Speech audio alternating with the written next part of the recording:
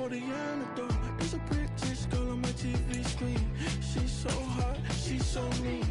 Burn my body like it's flammable. Girl, I'm still a fan of you. Hey, hey, hey, hey. Like a cannibal. Baby, I'm a fan of you. Your sensation, my fixation. Just tell me that it's tangible. Baby, I'm a fan of you. Hey, hey, hey. Today, from Nissan Stadium.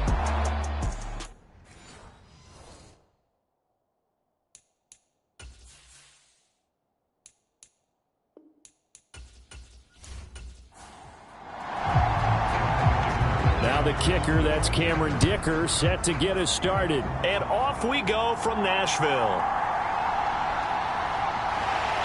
And they'll get him down inside the 30 at the 27.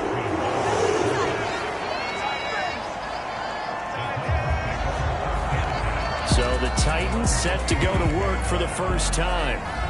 And here's a look at their leader, standing 6'4". Brandon, it's always nice when you get recognized with an individual award. And he was the AFC Offensive Player of the Week last week. But when you do it in a win, so much the better. Absolutely. And he was all talking about that win, not so much the award he received on Wednesday. And it's a nice-looking award. I wonder if he took it home, got out of the car, showed it off to the kids in the neighborhood, passed it around. Wonder what he did with it. He'll get a yard, that's all, as they get him down at the 28. Now 2nd and 9.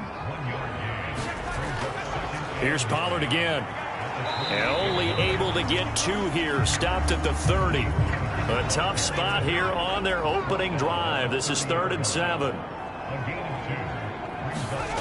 Levis back to throw. And the throw there going to be incomplete. That was their first 3rd down try of the game, and clearly something was off in the execution of that play. Good news, they've got a whole game left to clean that up and start clicking on those key 3rd down throws. He was only asked to punt once in the victory last week as he sends this one away.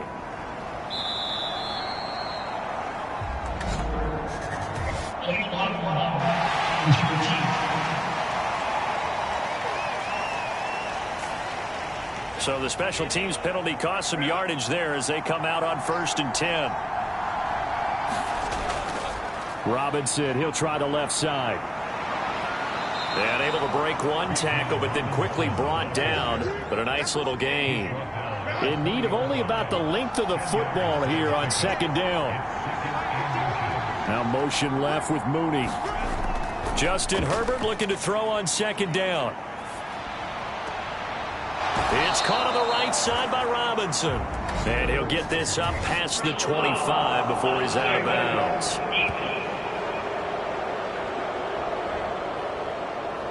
A little too much extracurricular there. When you have a game with a lot of contact, tensions are going to run pretty high. You're going to be emotional, but you have to harness it somehow, and he didn't on that play. After the penalty, a fresh set of downs. It's 1st and 10.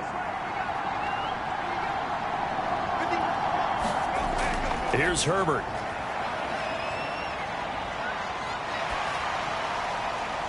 Throw out wide is incomplete. Here's 2nd and 10.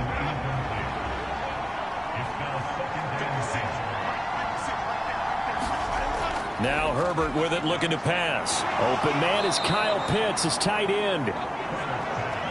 5 yards. Now it's 3rd and 5. I think defensively you're okay with that. Here in the first quarter, he's going to get some catches, but they rallied to him quickly. And that's what you count on, and I like what you just said. First quarter, can you do it all game long? They catch it, you tackle them, they go down on the spot. Because when you're able to do that and you don't give up big chunks of yardage after the catch, now you put the offense in a position where every series they have to work hard to pick up first downs, and you tend to stall them out when you do that. For a lot of guys playing this game, there's no better feeling than running right through a tackle. He's able to lower his center of gravity and churn his legs for a really nice pickup.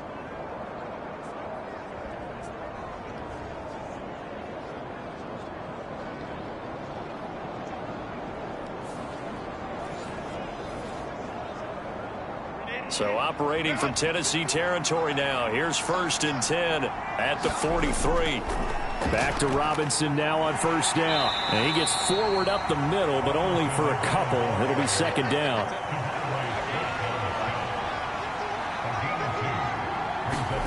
Justin Herbert looking to pass. That throw taken in by Jamison Williams. And all the way in for a Charger touchdown. Jamison Williams, his 4th touchdown on the year. And the Chargers get the upper hand as they're on the board first here this afternoon. Well, Charles, here in their opening series, they said they had certain plays scripted for certain players. That looked like a well-designed play to get one of their top targets involved. Yeah, let's face it, Brandon. A player of his talent is a problem for any opponent to defend, and we saw it right there. They tried to deny an open lane to him. He still outplayed the coverage and scored the early touchdown. Good luck trying to figure out how to defend him as this game moves on. Extra point up and good by Dicker. And it's now a 7-0 game.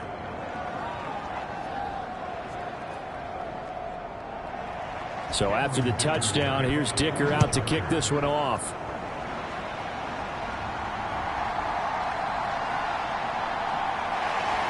And up to about the 26-yard line, just across the 25.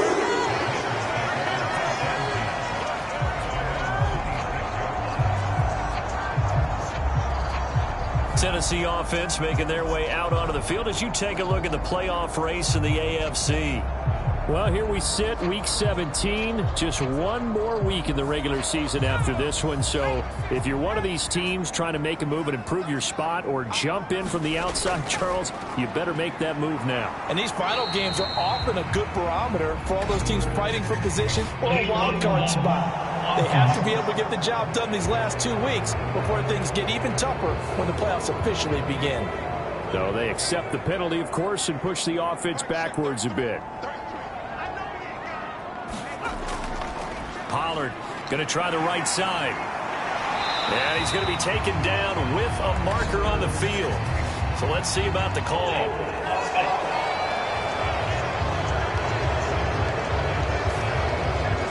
So that flag obviously takes away the good yardage that they had on the play. And talk about a momentum shift, because we can visibly see this celebration shifting from one side of the field to the other as soon as everyone saw the flag.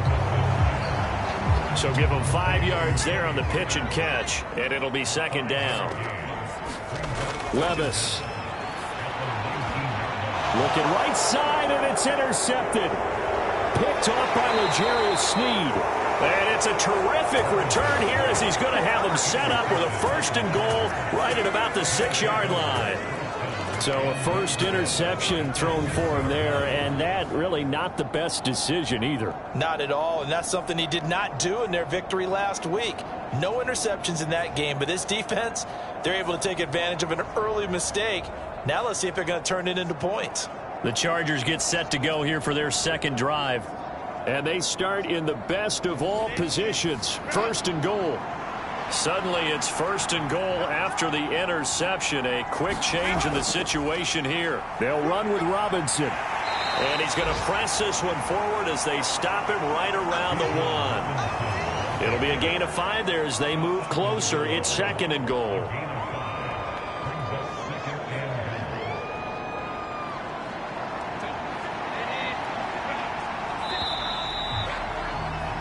After 1, 7-0 on EA Sports. Charger football to start quarter number 2. Another shot from the 1 on 2nd and goal. As they've got it as we resume action. Robinson again. And he will get in across the chalk for a Chargers touchdown. Bijan Robinson. His 3rd rushing touchdown on the year. And the Chargers are able to strike quickly to add on to their lead. Everybody in the stadium knew what they were going to do right there, CD. 3 tight ends on the field, all that extra bulk, and they run it in. And you saw where that one went, right? You run it over your best blocker. I can just see the head coach right now. I want to run this one over the big boy. And they got it done.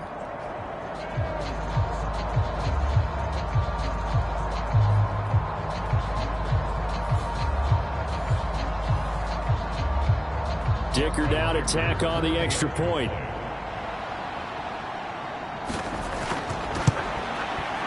And it's good to make it 14-0. They had the short field, and they made quick work of it.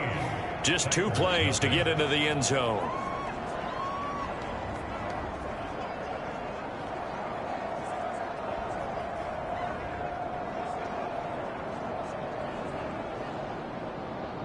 Now, after the Dicker field goal, he's back out, ready to send it away.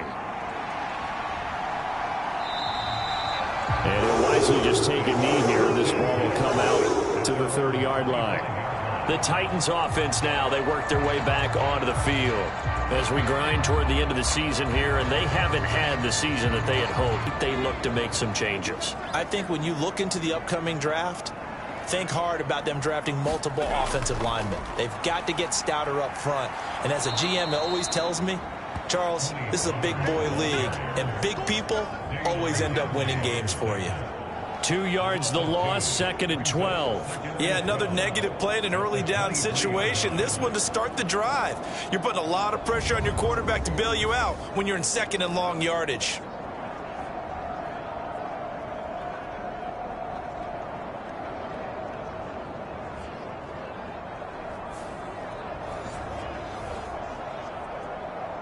So the opening play of the drive goes backwards. Now they'll come up on 2nd and 12. Levis to throw it. A short throw taken in by Okonkwo. So 5 yards here, 5 on the play. 3rd and 7 now. So 7 yards from the first down here as they come up to the line of scrimmage.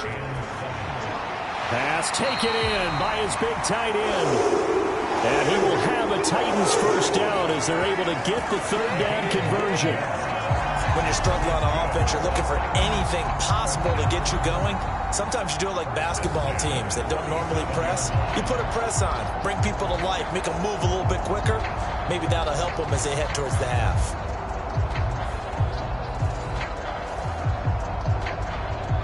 Line of scrimmage, the 37 on 1st and 10. A give to Pollard, running left. And he takes this up right near the 45-yard line. Ball spotted at the 45. Here's 2nd down and 3. Going to run again here with Pollard. And this won't be enough to pick up the first. A gain of 2, 3rd and 1.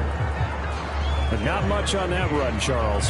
No, that's exactly the way to execute a run blitz there. They guessed correctly that they would move the ball on the ground, honed in on it, and stopped them. Mark that down for a win in the defense's column.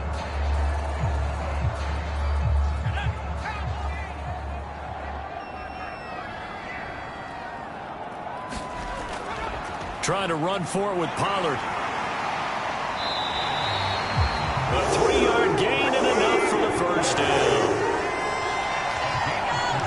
That right there, a good sign for a team that's had trouble converting 3rd down so far this year. They're in the bottom 5 in the NFL, but they come through there. Yeah, and I bet if we put our guy Marvin on the case and say, Marvin, tell us where they rank on 3rd and what, right? I bet they're in the top 5 in the league on 3rd and 5, 3rd and 6, 3rd and 7 or more, because that's how you end up not converting. Just too much yardage to pick up on 3rd down. 2 minutes to play, first half. It's 14-0. 2 first downs have them up near midfield now on 1st and 10. Now Levis. That's dumped off to Pollard. And he is across midfield from one 49 to the other 49. A gain of just 2. Titans moving quickly here. They're in the hurry up. There's a throw over the middle. It's taken in by his tight end. And he's brought to the ground with another first down at the Chargers' 38-yard line. Levis sets up to throw here. The open man here, Renfro. And he's tackled a yard short of the marker. Good gain of 9 on first down. Well, if you do read man coverage, Brandon, the drag route's a pretty good one to run against it because you're running away from people on it. Creeping up on this first half. Again, it's Levis looking to throw it. Swinging this out for Pollard. A Titans going to use the first of their timeouts, as the stoppage will come with a little under a minute to go in this first half. This offense finding its legs now. Here's another 1st and 10. Here's Levis. He's going to find and complete it to Renfro. Now Tennessee going to use the second of their timeouts as they get the stoppage with a little over 50 seconds to go in the first half. Here's 2nd and 7. Back to throw, it's Levis. Throw here taken in by Wiley, the tight end. And the Titans are going to have a 1st and goal as he's taken down at about the 8-yard line. Levis from the gun. Now a battle for the football. It's caught. It's a touchdown. Chigakakwo, his first touchdown on the year. And the Titans are on the board here in the final minute of the first half. The way this one was going, you just got the sense they needed something before half. They've at least got something on the board now. Still trailing, but a good sign. That takes me back to our preseason tour of NFL camps. You remember we talked with that one coach who said his emphasis this year was scoring in the last 2 minutes of a half, heading into the locker room. This hits it right there. Take that momentum, take that good feeling, and take it to the locker room, regroup, and start over. They got it here. They did indeed. A lot of football, full half to be played.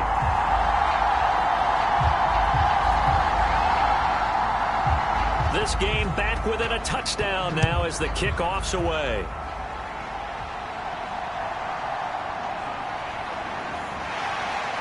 And a decent return out to the 27-yard line.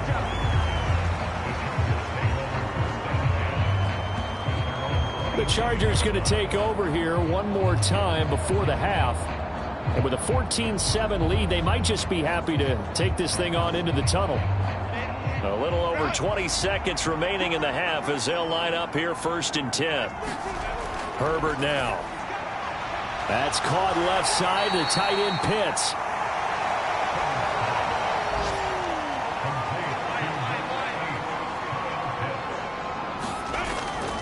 And this time they'll just keep this on the ground. And he slips up past the 45 before being tackled. So we have reached halftime intermission with the visiting Chargers on top as we send you down to Orlando where Jonathan Coachman has our EA Sports halftime report. Coach. All right, Brandon, we'll get back to you two in a bit. For now, plenty of early game action around the NFL to get you caught up on, so let's get to it.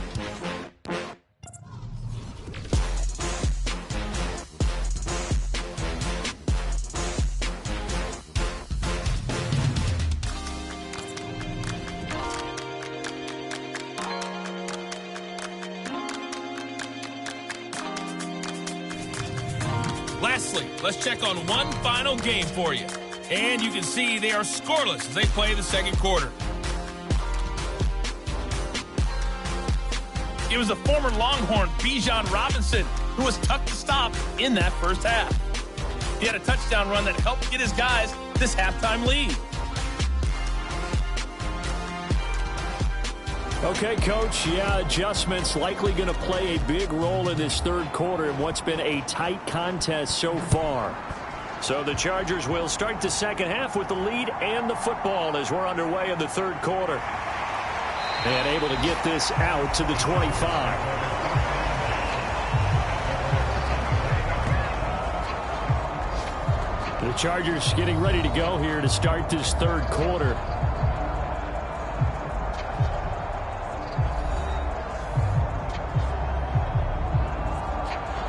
Herbert going to lead up the Chargers here, 1st and 10 at their 25-yard line.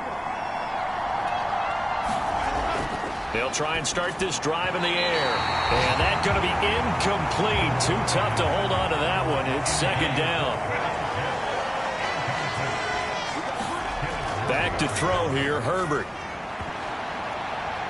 Batted by the safety, but caught anyway.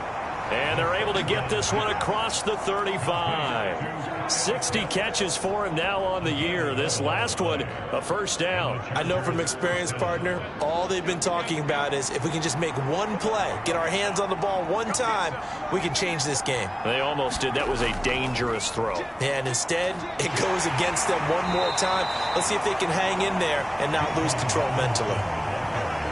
2nd and 5. Here's Herbert. And this one's incomplete. I certainly thought he had an open look beyond the first down marker to his receiver, but they just couldn't connect, and that will send them back to the drawing board.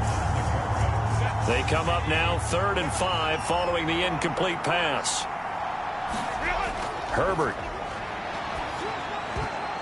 And that will be incomplete. Here's J.K. Scott now. And surprisingly, this is the first punt of the game for either team.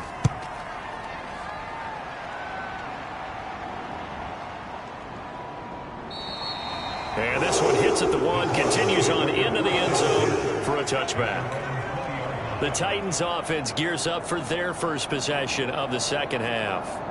And their defense did its job by forcing the punt to start things out. And now, Charles, can the offense get in gear? I think, partner, you can sense them saying, okay, the first half was theirs, but now let's get the momentum back on our side. We forced a punt. Now let's go downfield and score. If we do that, we'll be set up well for this second half. They may want to go back to that one. First play of the drive, good for 15 and a first down. That's a nice throw there, and he's obviously feeling pretty good because, remember, he had a touchdown pass on the last drive, and here he comes out throwing again, and they wind up getting good yardage and a first down right out of the gate.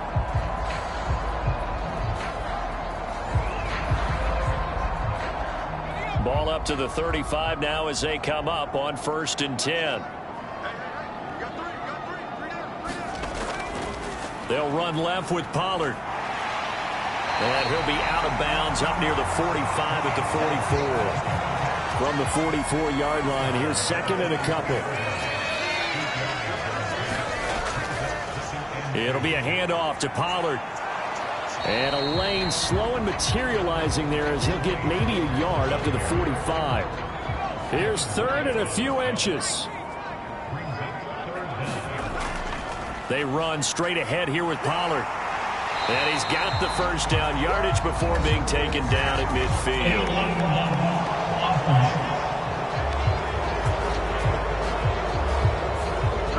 3rd down and 6. Now the offense knew it. They were already starting to walk back as that one is accepted. Levis on 3rd down. He's got his target. That's complete. And taking it across midfield and just shy of the 40.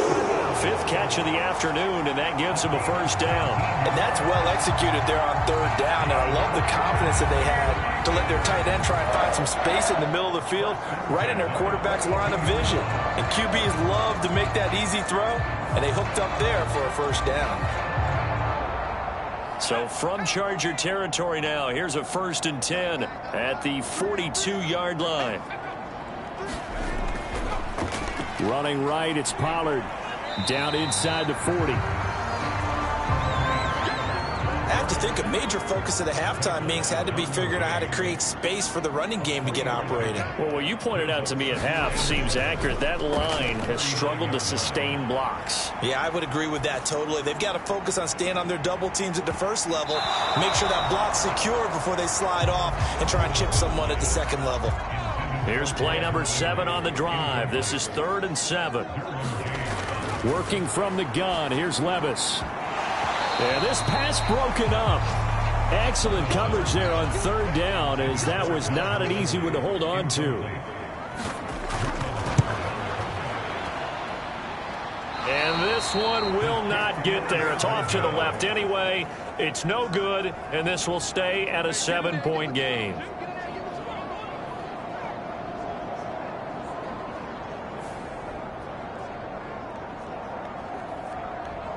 And now out on the field, here comes Los Angeles. No points last time out. They were forced to punt, if you remember, but no time to dwell on that. They've still got the lead here and a chance to add to that here. 1st and 10 as this new drive starts. The Charger drive about to get going. Obviously not the intended goal last drive. They had to punt the football, but still they've got the lead here and now a chance to add on to that lead if they can get points on this drive. 1st and 10 upcoming. 2nd and a couple. Out of the gun, they give to Robinson. And this time he's able to take it down to the 42.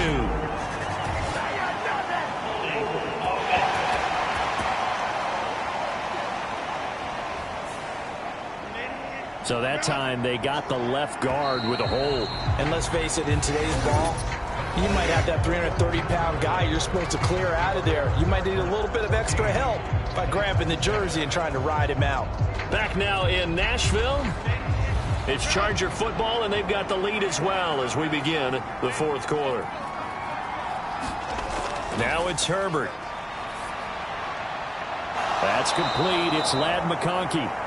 Now he's going to get this all the way down inside the 35. 22 yards there, a first down. And these guys certainly are not hiding what their intention is. They're absolutely showing it. They're definitely not going to sit on this lead here in the fourth quarter.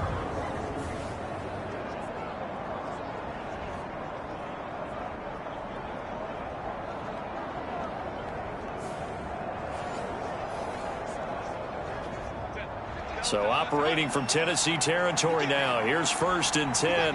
Down at the 33. Back to throw. Herbert. And the throw left sideline here is caught, but they'll rule it incomplete. Couldn't keep his feet in. Second down. Now a 2nd and 10. Out of the gun, Herbert. He's going to drop this underneath for Robinson. 5 yards. Now it's 3rd and 5. And we see another pitch and catch there to the running back. This position just continues to evolve. They become just as critical to the passing attack as a lot of receivers, tight ends, because their ability to make people miss in the open field can really generate big plays for an offense. This one hauled in, and again it's Robinson. And down inside the 15, shy of the 10. The Chargers passing game rolling a bit here. They've got another first. And that certainly appears to be a critical conversion right there, because not only do they keep the drive going, they take valuable time off the clock as well. They have to feel really good about that last completion.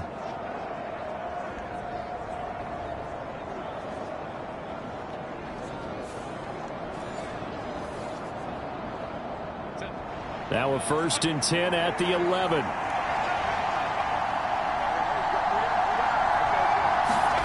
Herbert back to the air. To the goal line, but it's incomplete. An incomplete pass on 1st down. That leads to a 2nd and 10. From the shotgun, here's Herbert. That's to the pylon and incomplete. Well, that's a good piece of quarterbacking right there, because he certainly felt the pressure coming.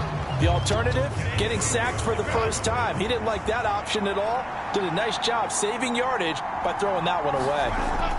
On 3rd down, Robinson. And he will not be able to get the first, as he can get this only down to the 5. It's a 6-yard gain, and it leaves him looking at a 4th down. That's a really nice job by them picking up the run blitz and detecting it and blocking it and turning it into a nice run. And a lot of times you think if you blitz a running play, you're going to smother it. But a lot of the blitzers, they come in a little bit high. They don't have great leverage, and they're easily blocked and turned to the side. So here we go. Maybe the biggest kick of the game forthcoming. This to make it a 2-score game.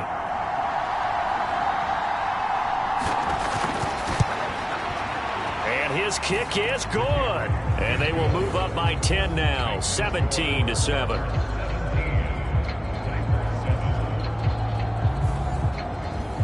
So that one, CD, going to make the road back a lot more difficult. Oh, there's no doubt about that. You know they were praying on the other sideline for a miss, because now, as you pointed out, a very difficult road.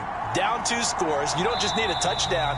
You need a chain of events to go your way. You've got to score, somehow get the ball back, and score again. The odds of that happening, not great in your favor. So Levis and the Titans now down by 10. 2:21 the time left.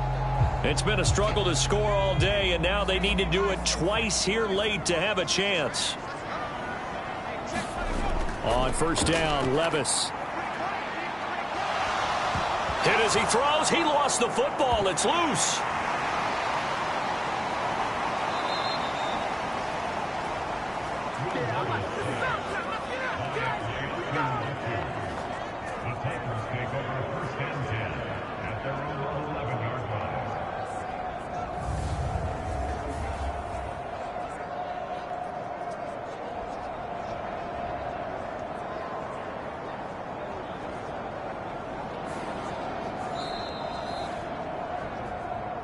2 minutes left to play in this football game here on EA Sports.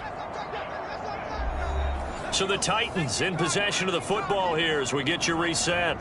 And let's see what they've come up with offensively after having time to talk it over. Okakwo holds it in left side. A big play needed, no doubt. 3rd and long. The Titans going to use the first of their timeouts as they'll talk it over here before what will be an important 3rd down. Levis to throw. It got his man complete. And they work this well upfield across the 45. Here's Levis. Back to Renfro again, complete. Here's 2nd down and 3. Levis, he'll look to throw it. Drops this underneath for Pollard. And he'll get it down to the plane at the 37. 2 timeouts remaining, but time is of the essence. Down 2 scores. It's 1st and 10. This will be stopped about 2 yards shy of the marker. 8-yard gain, 2nd and 2. Now another timeout called for by the offense as they get it with 26 seconds to go in the football game. They'll come up now on 2nd down. Levis. Throw to the right, caught by Okakwo. And he takes this one into the end zone, and all of a sudden, here in the final minute, things get a little bit tighter. Okay, game on. Don't go anywhere yet. You got a 1-score game now. Probably going to rely on the onside kick coming up. Yeah, they have to. It's not a high percentage play, but it's better than not having a chance at all. And that's when you put your leapers and your flyers on one side, get that high hop, and hope that one of the guys can come up with it. And on the other side, get that hands team ready. No doubt about it. Extra point splits the uprights. And now things get a bit more interesting here in this 4th quarter. And this is going to be recovered by the hands team. And that should just about put a capper on this one. And that's why you have your hands team out there on the field. Those are the best guys ready to make that play. And let's face it, it was executed well. It wasn't a bad kick. It wasn't anything like that. Just that the normal outcome actually came to play. Analytics will tell you it's a very low possibility of getting the ball for the team kicking it in an onside kick situation. You're all about the numbers, aren't you? All about the numbers, baby. It's a new game now. They don't lie.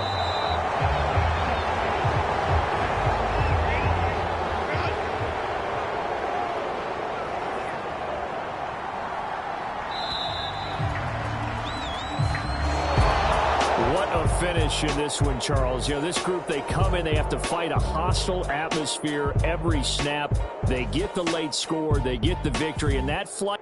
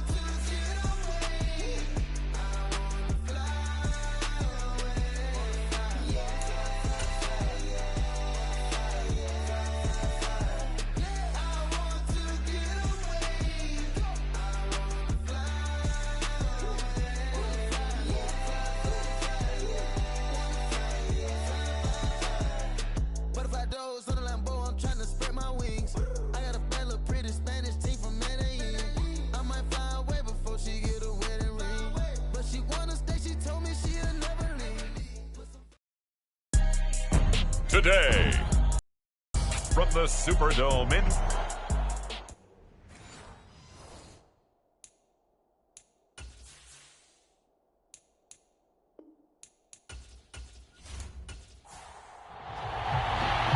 Glad you're with us. It's Blake Groupie to get this one started, and off we go here in New Orleans.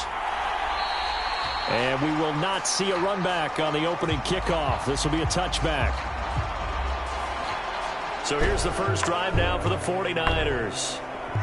They'll be led out by their quarterback, the guy out of California, the former Cal Bear, Jared Goff. And his stat line last week, that's not going to get him to the Pro Bowl. All right, no touchdowns, no interceptions, but they won. And so the bottom line for him is team won, managed the game effectively, led them to victory. He's doing all the right things. That's complete. It's Brandon Ayuk. And he's going to get a good gain of 9 here up to the 34. Maybe a good spot to take a shot. Here's 2nd and a yard from the 34. First carry of the game for Christian McCaffrey. And McCaffrey going to pick up a Niners first down as he'll get this up past the 35-yard line.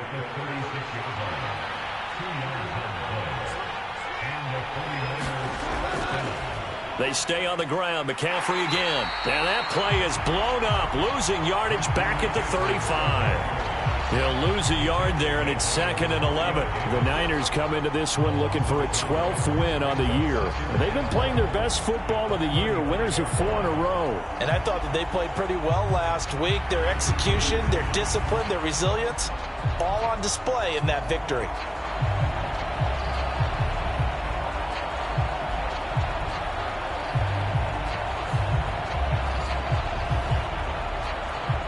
Looking at a 2nd and 11 now after the loss.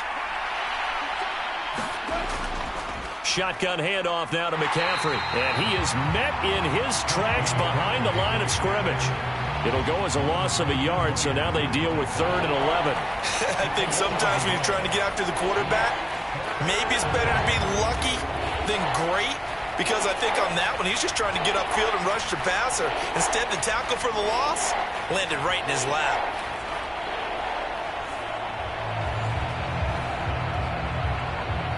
Tough spot here, 3rd down and 11.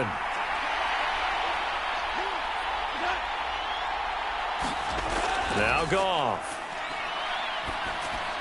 Over the middle, that's complete to McCaffrey. And he can only manage to take the football to the 40, and that is well shy of the first down marker. That one good for only 6, and it leaves him with a 4th down. And they're getting him involved early. You feel like they saw something on tape, or they just have a sense with him because he's had a good week of practice or something in that area that they want him involved. Just as you said, they want him to touch it either in the running game or the passing game, but they must like the matchups they're getting. On 4th down, the Niners trot out Mitch Wishnowsky to punt the football.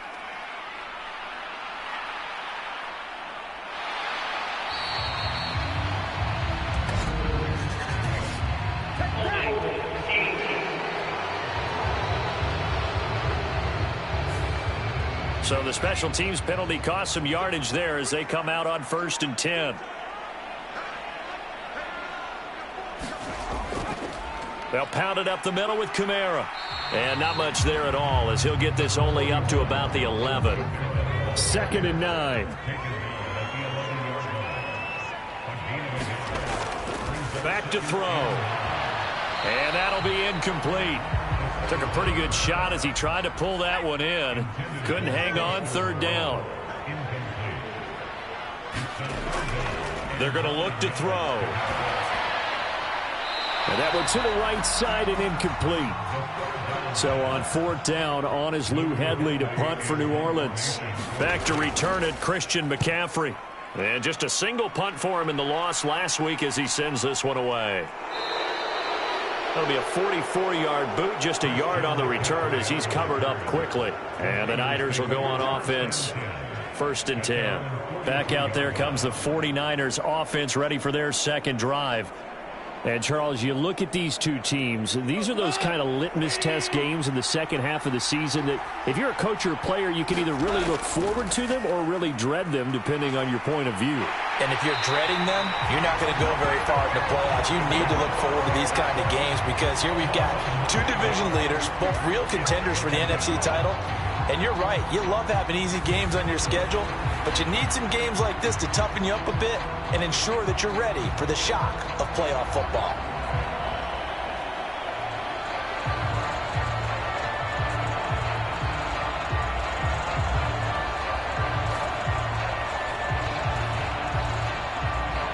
And they need to work to at least get some of this yardage back after the sack. 2nd and 19. Goff now looks to throw. And that is incomplete. A lot of force bearing down on him there. He could not hang on. It's 3rd down. Here's Goff.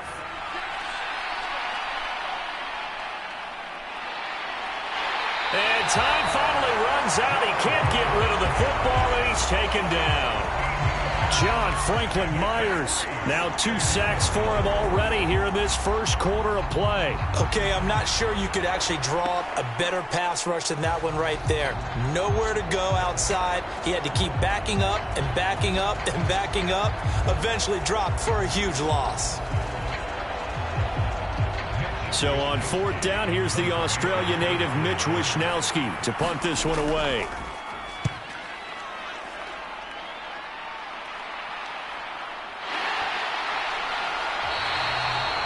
46 yards on the boot. The coverage holds him to just 3 on the return. And the Saints will take over with a 1st down and 10. Out comes the Saints offensive unit and the NFC playoff race. Let's have a look at it. These guys definitely hoping for a better showing than their last appearance. They couldn't really even move the football much beyond the shadows of their own goalpost, Charles. We'll see if they can get a better, more sustained drive going here. Yeah, and every team that we ever talk to says the exact same thing. When you start a drive from that deep in your own territory, the goal is a minimum of at least 2 first downs, because even if you have to punt then, you change the field position, right? You flip the field a little bit. They didn't get that done. This time they want to string together a nice drive and help themselves out.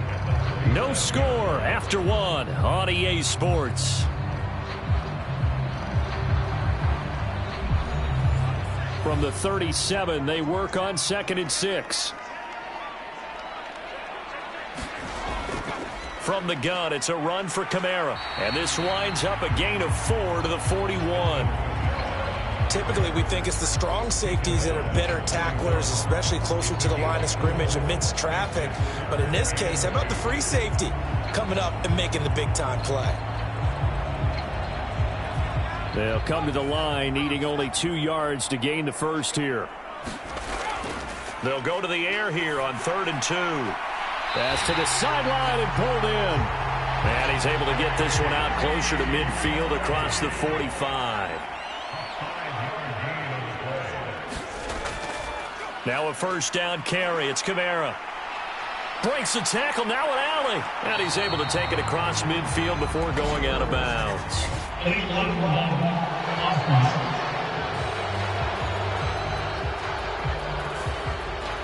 So a decent gain there on the play, but that all gets wiped out with a penalty. Well, that's a setback, but all the good play callers, they just move on. They find something else in the playbook that can attack this defense, and they go right back on the offensive on this play. And that is incomplete. Oh, the coverage a little too good there, and it's 2nd down. Kamara up the middle. Oh, he put it on the carpet, a fumble. And now this is scooped up by the 49ers. And they are going to set up shop at the 40-yard line.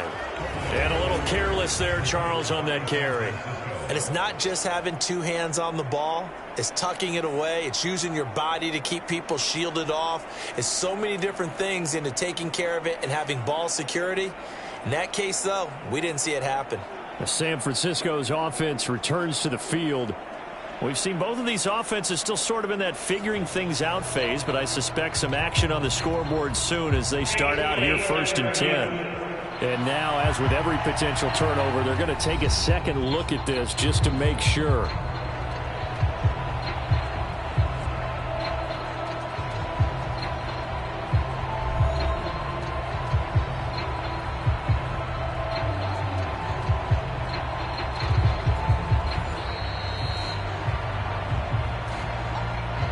So that one overturned. They say the knee was down, and that will not be ruled a fumble.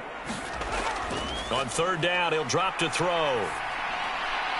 Work in the middle of the field, and he's got a man complete. And this will move the chains again as the tackle's going to be made at the 49ers 33. A well-executed 22-yard gain. Well, that was a fun one to watch right there. A nice in-breaking route and plenty of room in the middle of the field. And he was able to get behind the linebackers and grab the completion for a really good pickup.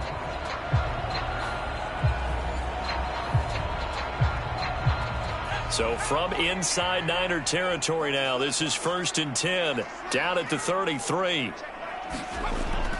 He'll look to throw. That's Olave bringing in another one. He's going to go out of bounds, but he takes this one down just shy of the 20.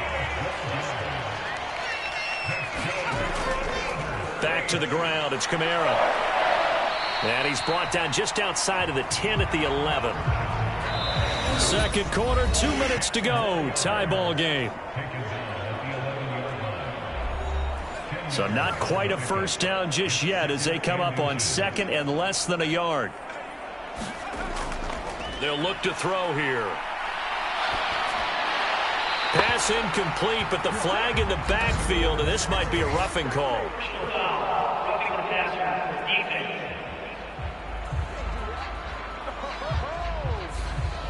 So a critical mistake, roughing the passer. Now it's 1st and goal. They'll look to throw. And it'll be intercepted. Picked up by Charvarius Ward. And the Niners are going to get the football here as the ball will come out to the 20. CD, when he went to throw that, I'm not sure if he just didn't see where the defense was. Whatever the case, not the throw you're looking for on 1st and goal. Not at all, because, look, let's face it, that close to the goal line, if you throw an interception, is going to hurt on any down. But really the only down you can kind of live with is if you do it on 4th down. The first 3, if you don't have it wide open, just get rid of it. Make sure they can't get it and live to fight another down. 1st and goal and you throw the pick, not good at all. After the interception, here's Goff. Completes it to Jennings. And he's brought down at the 24 after a gain of 4. They'll come up 2nd and 6 now from the 24.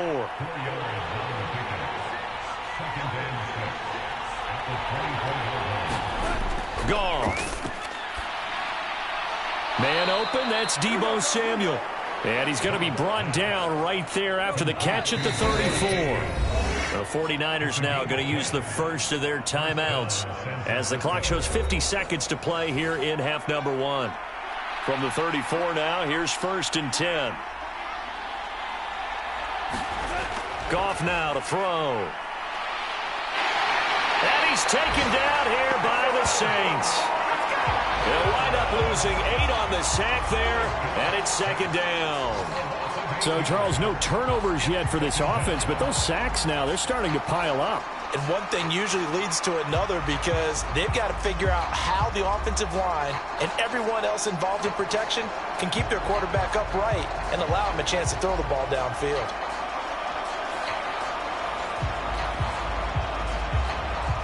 Sacks, a growing theme in this first half. This is 2nd and long.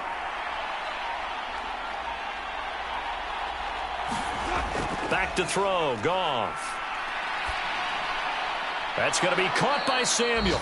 And with just 1 second remaining in the first half, they'll call the timeout. And unless this is a quick incompletion, this is likely the last play here of this first half. The final shot before break here, Goff. The first catch of the game for George Kittle. And I don't think he got there, no. He's short by maybe a foot, maybe. Call it 4th and inches. So plenty of action on the field, but no action right now on the scoreboard, at least as of yet. Nothing is our score. As we'll get you over to Orlando, where standing by is Jonathan Coachman. He has our EA Sports halftime report. All right, Brandon, thanks very much. It's all down to this. Week 18 of the NFL regular season. Lots to be decided, so let's get right to it.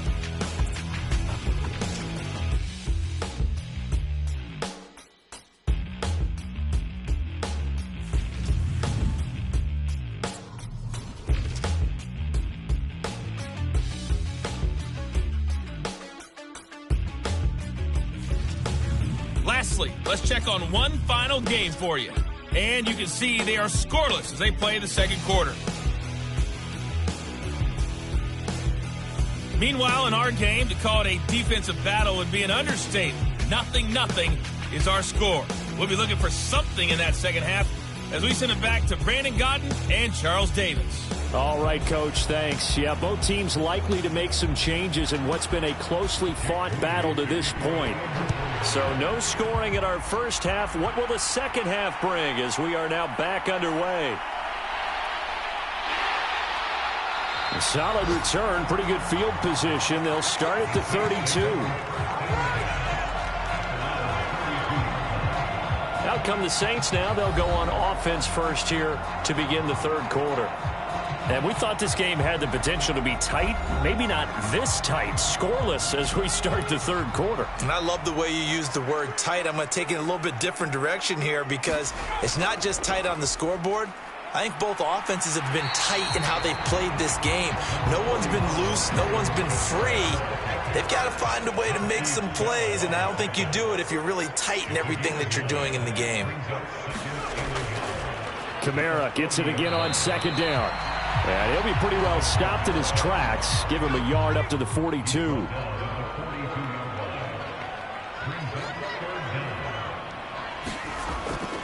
Here's Kamara trying to run for it. And he's taken down at the 43, but not before picking up the first. Well, they're hoping that the second half is better for him than the first half. They've got to find a way to get him going. He's a big part of their offense.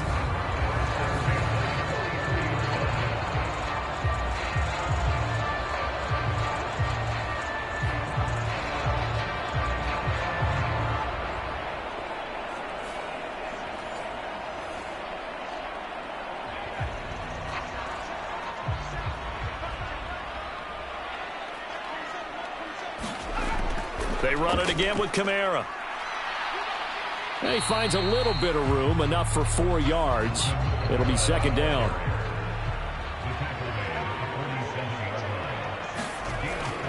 Here's Kamara off the draw. And a good push there defensively as they stop him at the 48. Gain of just 1. 3rd and 5. Now back to throw. They'll set up the screen now to Kamara. And this one goes nowhere. Losing yardage on the play back at the 46.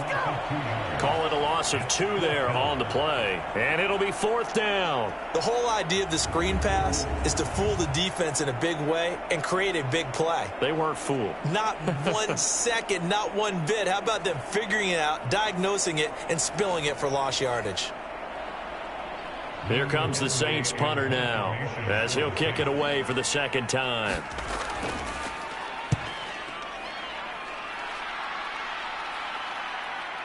This is taken at about the 14. Nice punt, but good work on the return to get back 11 yards. And out will come the offense as they take over. Here's a look at the 49ers offense as they make their way out for their first possession of the second half.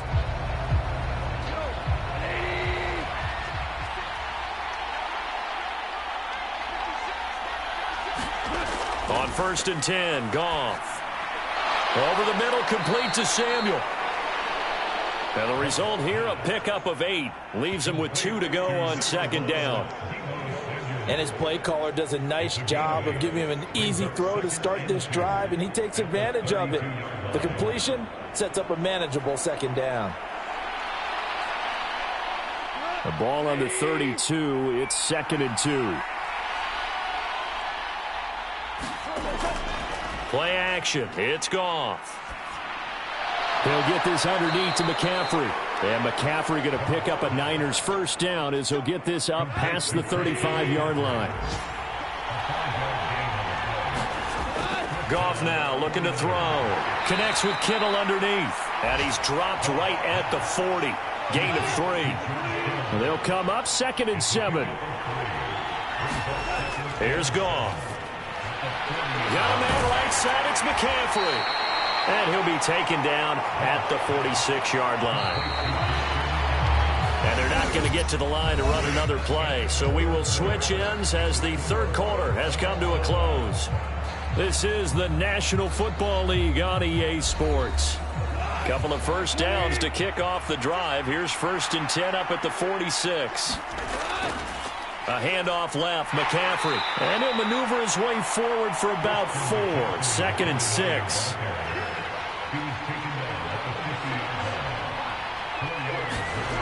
From the 50, it's Goff. It's caught by Jennings. So he stopped for no gain. 3rd and 7 now.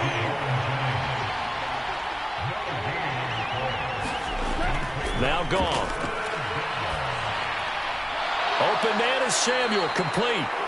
And this is going to be another first down as the tackle's made at the Saints' 39. It's a gain of 11 yards that time, and it produces a new set of downs. And partner, in a tie game in the 4th quarter, you and I both know in the NFL, that's when you lean on your stars, and he came through with a nice catch right there.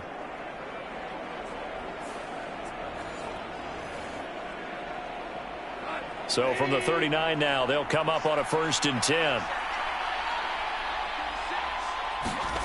Now it's Goff.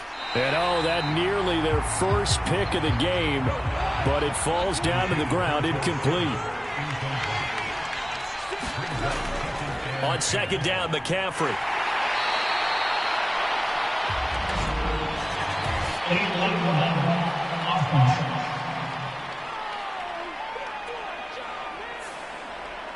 So after a rare misstep on this drive, they'll try to make amends on 2nd and 15.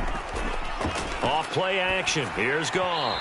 Oh, that'll be incomplete. Oh, he took a shot as he let that go. And it's going to bring up a 3rd down. To throw is Goff.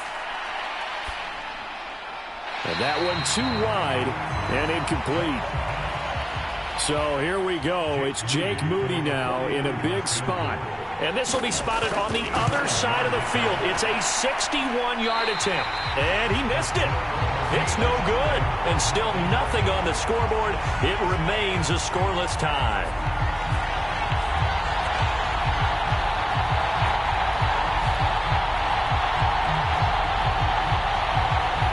The New Orleans offense back out and ready to go.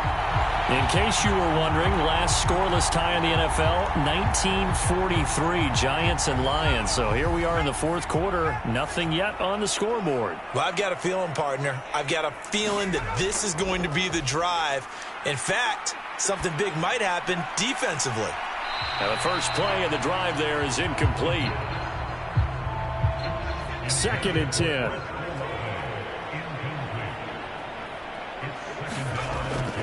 A 10th carry for Kamara. And he'll get it inside the 40 to the 39. 42 yards rushing for him now in the ball game. So from 2nd and long, now we go to 3rd and very manageable. Yeah, they love that phrase, don't they? Because as an offensive coordinator, you can keep people a little bit off balance and guessing. Because you don't have to throw it. You can come back with a strong run game if you want to. And if you're in 4-down territory, that really opens things up for you. This late in the game, Charles, I think you maybe seriously have to think about going for it. Especially where they are in terms of field position, because this is almost like no man's land. Might hurt your punter because there might not be enough space, maybe too far for your field goal kicker. I'm like the old rule.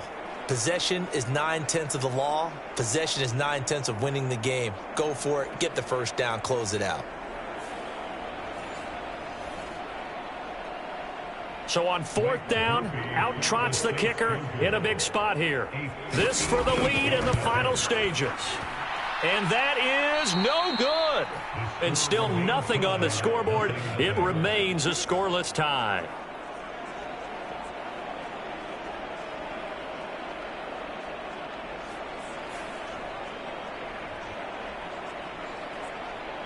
The 49ers offense now, they work their way back onto the field. And the way their last drive ended, boy, it was frustrating. They had a pretty good drive going. It was sustained, and then it stalled out, Charles, and they missed the field goal and got nothing out of it. Is that insult to injury? Because they had such a sustained drive, as you noted. So you know for the head coach, it almost felt like a little bit of failure to send out the field goal unit and then to not even see the ball go through the post. What a bummer on that last drive for them. Got to pick themselves up from that one. Now Goff. He'll get this out wide here to McCaffrey. And he'll get it down here to the 43. The sound reverberating here in the dome. This is third down. They'll try and pick it up with McCaffrey. And he's able to get the first before he's taken down at the 36.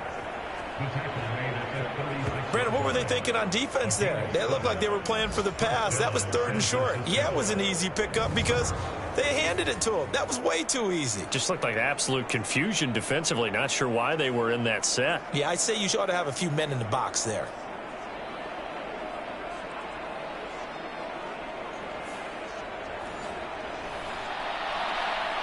Plenty of time. All 3 timeouts still remain. Here's 1st and 10 now. Again, they run. Again, it's McCaffrey. And he sneaks his way forward only for a couple here. 2nd down. The Saints going to call the first of their timeouts as it comes with 1:04 left to go in the game. Up the gut, McCaffrey. Now we'll get a quick timeout called by New Orleans, number 2. That'll leave them with just 1 remaining in this 4th quarter of play. They'll come up 1st and 10 here.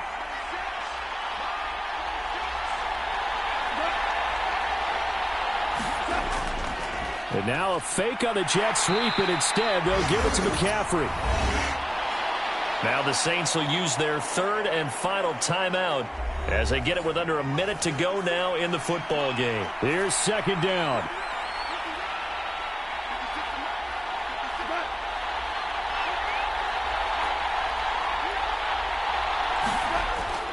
McCaffrey running up the middle.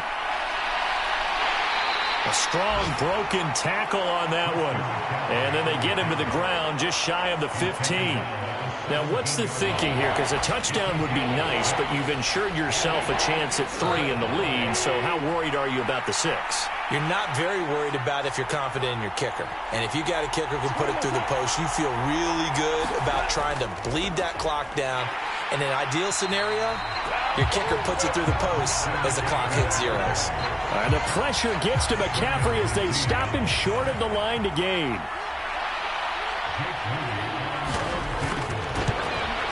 And the kick is good. He got it. And it's official now. They're going to the playoffs. So the victory here for San Francisco.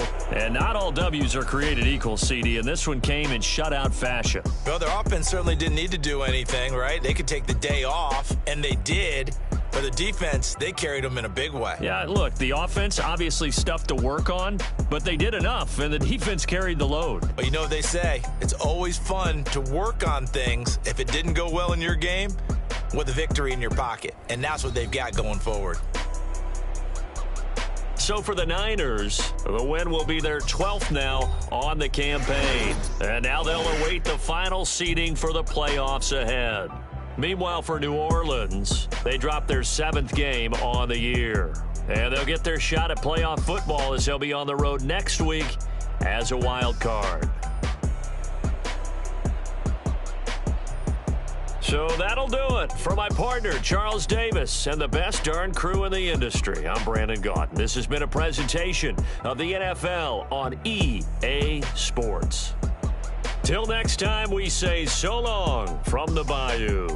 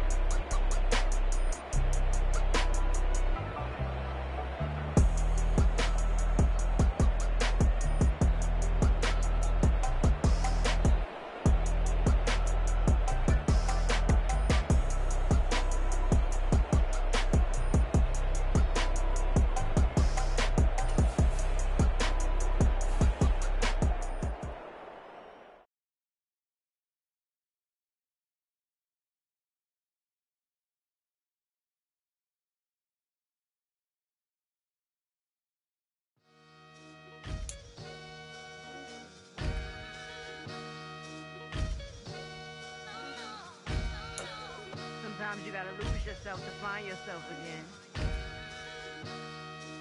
Welcome back, Marlena. Yeah. One for the money and one for the homies. I move with respect, I don't need nothing on me. The Father may wait for me, feel just like Bronny. I got my little belly, my blessings, they on me. They rain and they rain, yeah, you see how I'm coming. Come on. It sound like he drumming. I reach on my goals like my nephew be dope. Back on the rims, riding on rims. Came in all black to that, I came back to my to that ripping no Cadillac. Feel like a Cadillac, nothing but class. It's never been average, never been on. Averix on me, I'm tougher than homie Javante. The fight is my mantra, I want it, I will. Get you a wheel, they carry it. We fighting a little, my is all. I'm back in my bag, I'm back in my bag, I'm gone.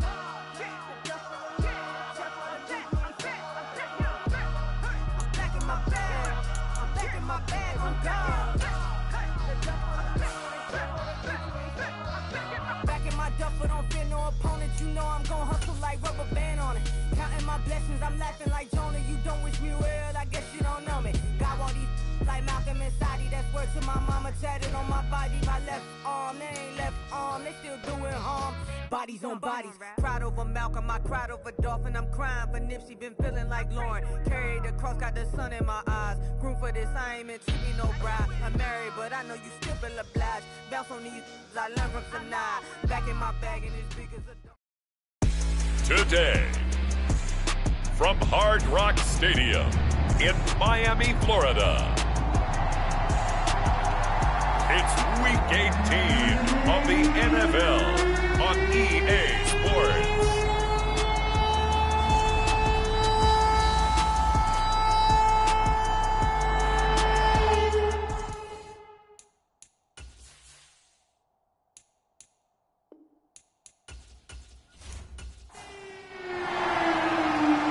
Here's a punter, Thomas Morstead, to get this one started. And we are underway from Miami.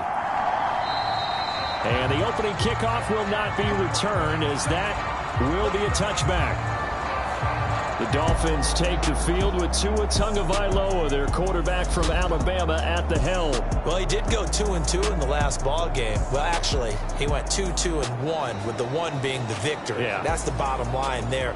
But wasn't it funny at practice? He threw one when we were watching, threw an interception, and the defense got on him a little bit, good-naturedly. But they're letting him know, you got to cut down those interceptions. We can't bail you out all the time. Yeah, 2 touchdowns, 2 picks. But as you said, they got the win in that effort last week. And nothing much materializing there on the first down run. He'll get a couple, and that's it. When you talk about this Jets defense, they're just below the cut line for top half of the league, 17th in the NFL against the run. And stopping the run, that's been an issue for them all season long. Aren't you glad that you're not coaching the defense right now? I'm very glad. They said that they've seen it in doses, but very, very small doses. Yeah, you've got to be consistent. It's down in and down out, being able to play it, understand what you have to get done, and finally stop some people, put them on the ground. And he will not be able to hang on through the contact. It's incomplete. The coverage strong, and now it's 4th down. And the punter Bailey on now as he sends this one away. Fights through him. A 41-yard punt, 9 on the return. And the Jets will take over 1st and 10. So now here comes the Jet offense as they get ready to take over. And they'll be led out by a man who played his college ball in Happy Valley, their rookie quarterback from Penn State. I tell you what, when he is on schedule for that week, secondaries take notice, because you've got to stay alert back there on every snap. A truly powerful arm, one that's capable of challenging any level of the defense on any given play. That's why so many scouts preach arm talent when preparing for the NFL draft. A quarterback with arm strength to make every throw in the book, he's an asset to have in any offense.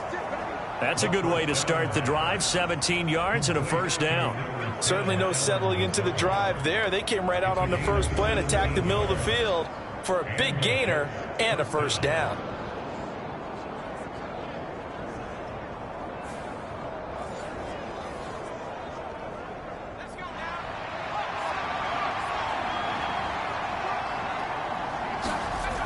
On 1st down, he'll drop to throw. He gets it underneath to Hall. Give him a gain of 5 on the completion. And that'll make it 2nd down.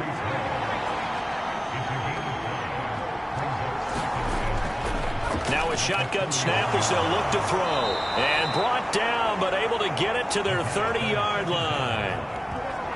The Jet passing game in rhythm. They've got another first. So 1st and 10 now from the 30. Back to throw again. And Diggs has it. And inside the 20 before he's brought down. Another nice gain, 13 yards that time, and another first down.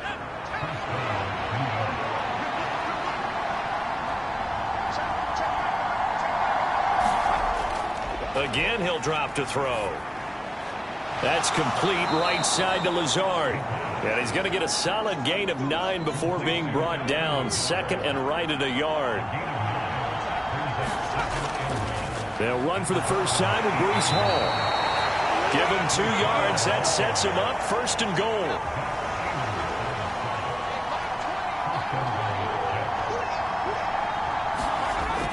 Out of the gun. They'll look to throw. This is caught. Touchdown, Jets. Allen Lazard, his first touchdown on the year. And the Jets are on the board first here this afternoon. Well, with that touchdown pass, I'm going to bring up a point from earlier in the year. Some of the fans were saying, when do we turn to the rookie? Well, he's looking pretty good right now. Yeah, I love the fact that the fans are bringing that up because I'm not the head coach, okay? So he's got to deal with it. But I think it's a legitimate question. With the way their season is going, I think now is the time to turn the page and let him get some starts before this season is over. Zerline good with a PAT, and that makes the score 7-0. So that winds up a 7-play drive all told, and it's finished off by a New York Jets touchdown. Morstead out now following the touchdown to kick. Washington now brings this out. And the decision to bring it out, kind of a costly one, as he won't make it back to the 20.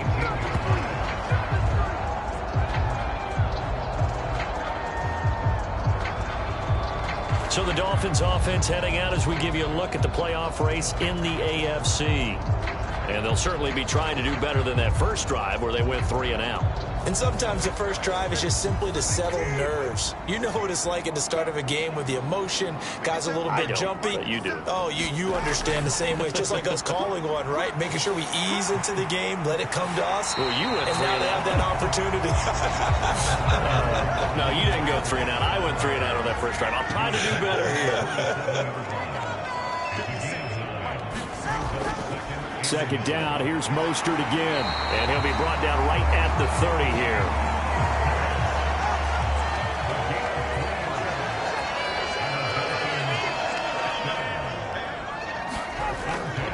They fake the handoff. Now Tua. He's going to drop this underneath to Mostert. And he'll be taken down as that will take us to the end of the first quarter of play.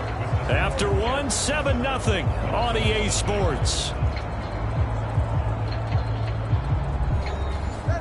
This 2nd and 4.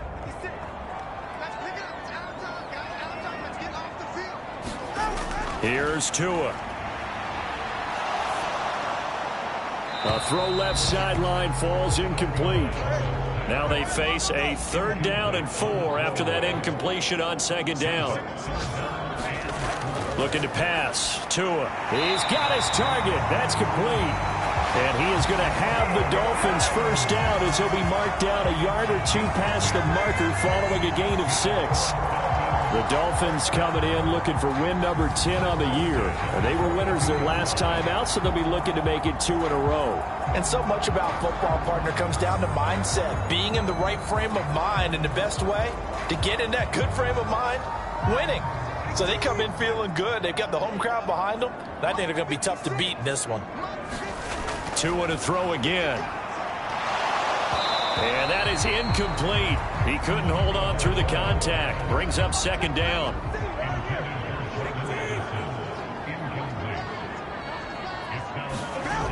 Throwing now is Tagovailoa. Firing quickly here, and that's complete. He'll get only 3 there, so it leaves him with a 3rd and 7 ahead. Going to the air. Tagovailoa. That is caught. And that's going to be another first down as the tackle made at the Jets' 40. Really nice pickup of 14 yards, and it moves the sticks. That's the third time on this drive that these two connected with each other. They've got a real rapport going. And right now, it's paying off with big chunks of yardage, as shown by that last play.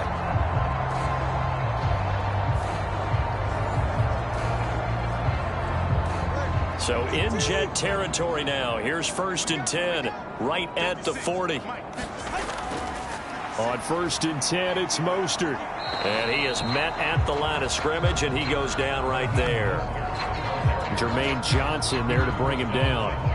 Maybe I'm wrong, but it looked like even if he had opted to keep that, I don't think there was going to be much to gain. Seemed like it was perfectly defense. You know what they say? Those guys on the other side, they get paid too. Going right side here, and that's complete. And that's going to be another first down as the tackle made at the Jets' 30. 11 more yards there, and this methodical drive continues. I can't help but chuckle a little bit because at this point, it can't be a surprise to anyone in the building who's going to get the ball. They just keep feeding him over and over, and he just keeps on delivering. And the running lane's non-existent in this first half as they'll stop him behind the line. Officially, it's a 1-yard loss. That's going to bring up 2nd and 11. I have a feeling they'll stay committed to running the football, especially on their early downs. They just haven't had a whole lot of success just yet.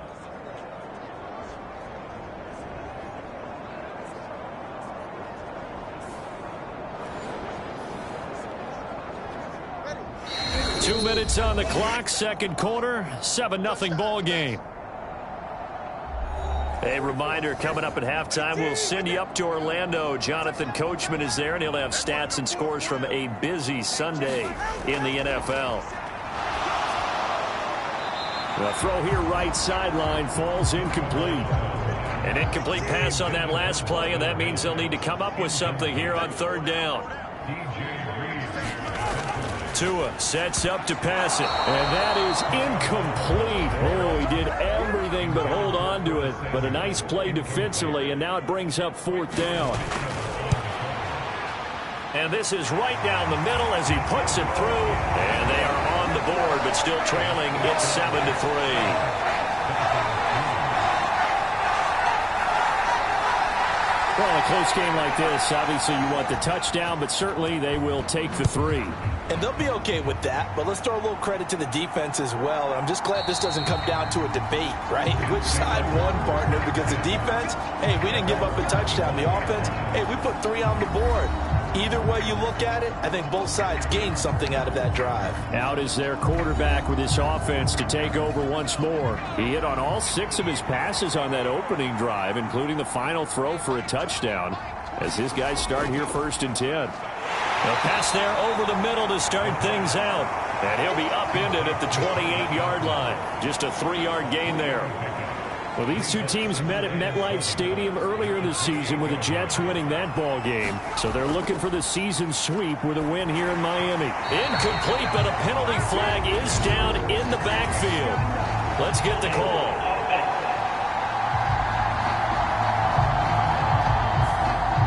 They'll come up now on a 2nd and long after the hold.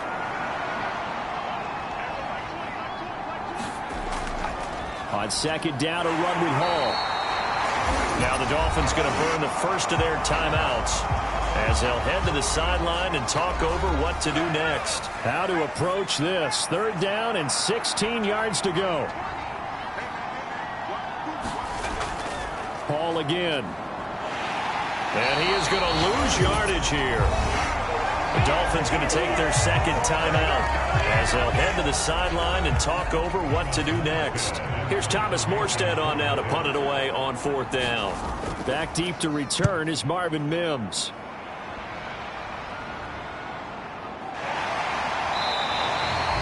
It's a 42-yard punt. They keep him to just a yard on the return.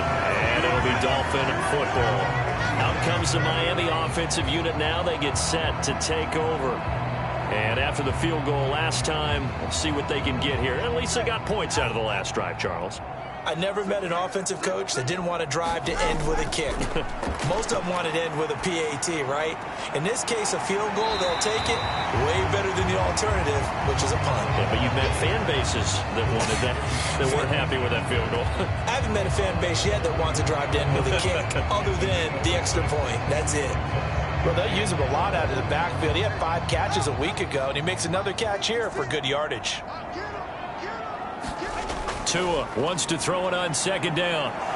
Nowhere to go here. He lost the football. And this ball recovered by the offense, but remember, they cannot advance it here in the final 2 minutes of the half. So this will be blown dead, and it'll come back to the spot of the fumble. A lot of bad news on that play for them, wasn't there? Lost the football, lost a lot of yardage, but I think the good news outweighs it. Able to retain possession. That was big for them. So danger averted for the moment, but now here's a 3rd and long. Up the middle they go with Mostert. And he'll be brought down shy of the 40 at the 38-yard line. The Jets are going to use the first of their timeouts as they'll stop it with just over 40 seconds to go in the first half. Jake Bailey on now to punt here on 4th down. 44 on his first punt, and this is a good kick as well.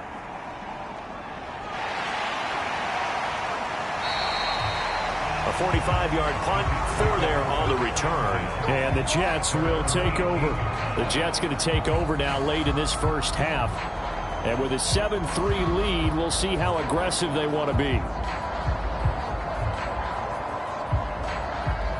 Just over 30 seconds to go in the half. They've got it 1st and 10. They'll come out throwing here to start the drive. The result, only 4 yards there on the play, and it'll be 2nd down. Good throw, good catch, but I really like the route. The drag and being able to run away from defenders, hard to stick with them for that long. Yeah, better against man than zone, or? Better against man, because now you're running away from someone, and you're not running into a defensive player in another zone. They'll throw now on the final play, and that'll be incomplete. So we've reached halftime with the visiting Jets on top. As we get it, no time to waste. Playoffs starting next week. We skip right over halftime and get back to the action. And the Jets set to receive this 3rd quarter kickoff, and they have the lead as well as we are underway in the 2nd half. And he takes this near the 25, just a little past there, call it the 26. Now the Jets going to take over on offense to begin this 3rd quarter.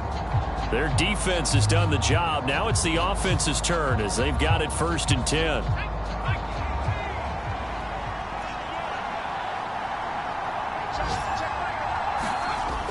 They'll try and start this drive in the air.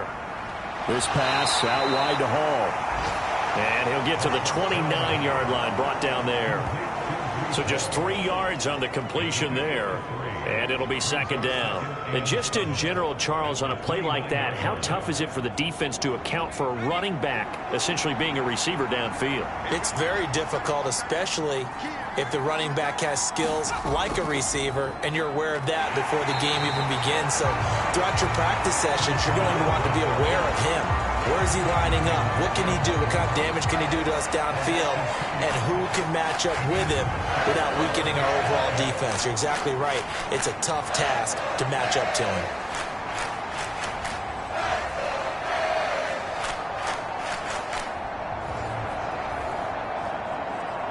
Here's 3rd and 9.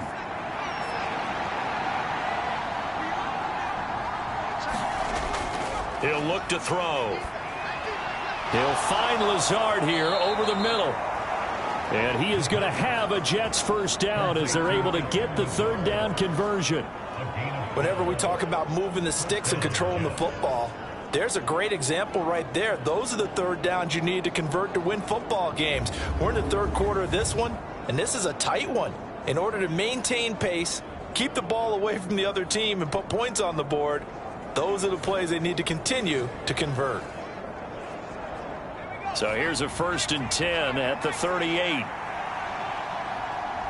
Lazard will go in motion right. Now he's going to get it on the jet sweep. And hard running's going to get him over the 40 to the 42. Second down at 6 now from the 42. Straight ahead is Hall. And 3 yards there takes him to the 45. They'll come up now 3rd and 3. They're going to look to throw. Able to find the open man. That's complete. And he is going to have a Jets first down, and he was able to get it by plenty. A gain of 8 on 3rd and 3. So he turned to a trusted, familiar face in that 3rd down situation. It paid off. Yeah, you go to your veteran receiver in that spot, so you can't underestimate him when he's on the field defensively. Make sure you know where he is because he understands how to get open in key situations.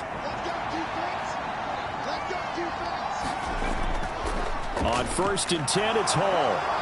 And he picks up about 6 as he gets this down to the 41.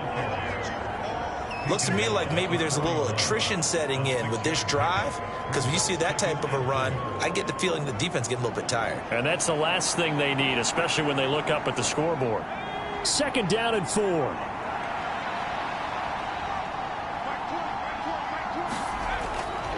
He'll drop to throw. Open man here is Conklin. And they'll have it in the red zone before he crosses over out of bounds. 22 yards there, a first down. What a drive. This has been just chewing up the yardage, and here's one of their best plays yet as they finally get down into the red zone and look to finish this off with 6.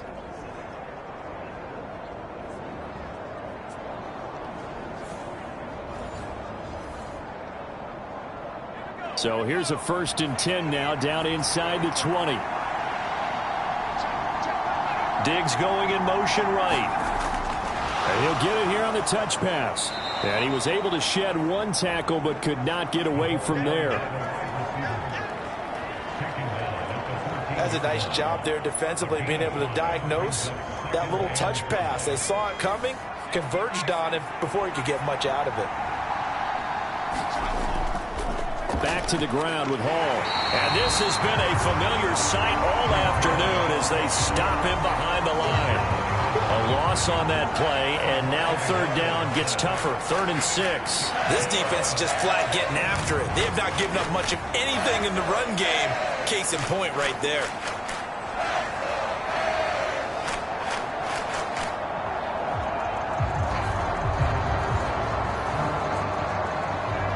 Third down and 6. On the draw, it's Hall. And they get him down about 2 yards shy of the line to gain. A 3rd down 5.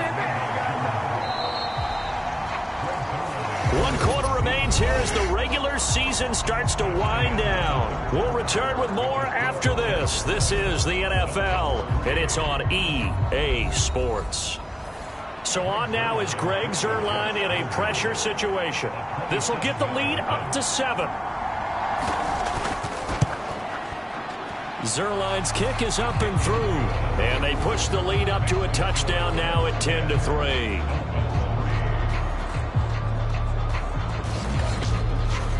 From a defensive perspective, though, I think maybe they're saying, hey, we did what we needed to do, kept this a 1-score game. Yeah, without a doubt, because they were able to bleed some time off the clock, right? Put themselves in a good position, but it's not out of reach yet, okay? Being able to hold them to a field goal means that they do have a chance to come back and win this game. And as this offense makes their way back out, it's AFC playoff race time as we give you a look. Now this game, it has obviously been all about the defense on both sides of the football. Which offense is going to break through here? We'll see if they can do it on this drive. They go over the middle, and it's complete to start the drive. It'll be a gain of 5, and it's 2nd down. From the gun, a run with Mostert. And he's able to take this one up to the 35-yard line. Ball up to the 35 now as they come up on 1st and 10. Tua going to throw. And this will be incomplete. Physical play on the football there, and it's 2nd down. Here's 2nd and 10.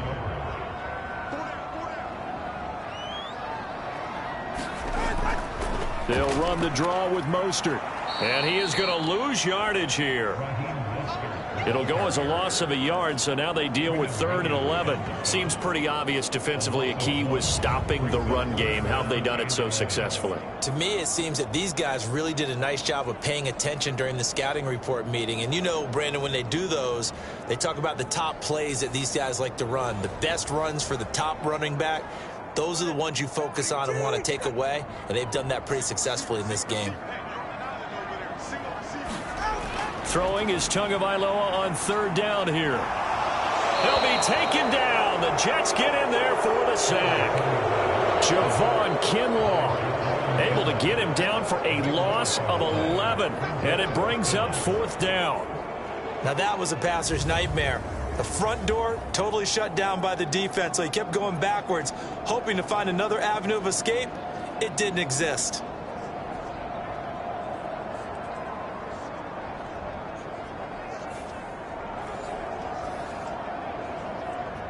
The Dolphins will send out the punter now as he's on here to punt it away.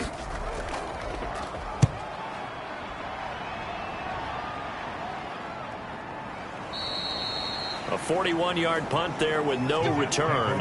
And it will be 1st and 10 as they take over. New York ready to go again offensively.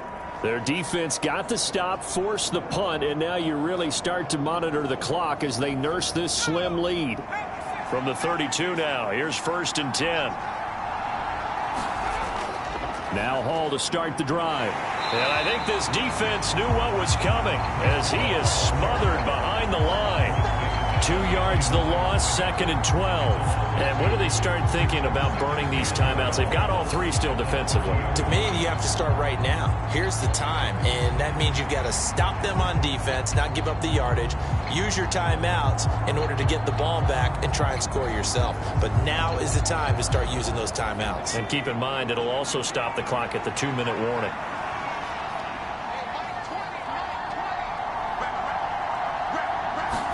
Here we go on 2nd and 12.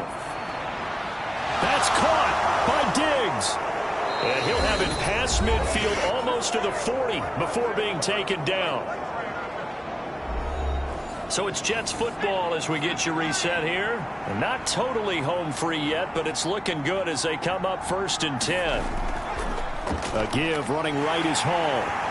And this has been a familiar sight all afternoon as they stop him behind the line. And now with 1:52 to go, we get another pause in the action. A timeout here defensively. 2nd and 12, and you'd have to assume another all-out effort to stop the run is coming. And he'll be brought down at about the 42. The Dolphins going to take their 2nd timeout as they'll head to the sideline and talk over what to do next. Still needing 10 yards. Now it's 3rd down. They'll go again with Hall. And he's going to be taken down right at the line.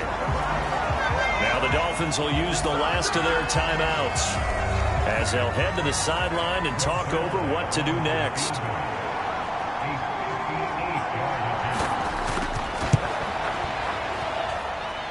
And this one is no good. He missed it. And this will remain a 1-touchdown game.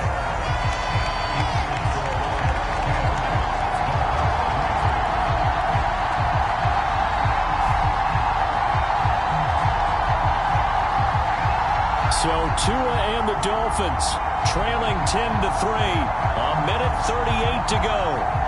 A possible crippling loss to their playoff status in the balance, barring a late score. Now, things just got interesting. They tried for the long field goal there to salt this one away. They don't get it, and now a little time for the other guys to mount a late drive. Well, they thought their kicker would put it through the post and finish this one off. I'm sure they discussed pooch punting it and letting their defense take over. Well, the defense now has to make it stand up, but they didn't get the best field position because the ball comes back to the line of scrimmage. They'll come to the line now on a 3rd and 6. Throwing Tua. To the sideline and incomplete. Here we go. This is 4th down. Here's Tua. Got his target, Samuel. And he is tackled inside the 40, not quite to the 35. Tua. Again, he'll find Samuel for the completion. And he is out of bounds inside the 30. Just over 50 seconds to play. Here's second down. Now Tua. Oh, and that's going to sabotage their comeback plans. It is intercepted. And the Jets have just about sewn up this football game. Scoring has really been at a premium. And, Charles, you got to tip your cap to this defense coming in here. Their offense, too, but this whole team coming in here on the road, getting a hard-fought win.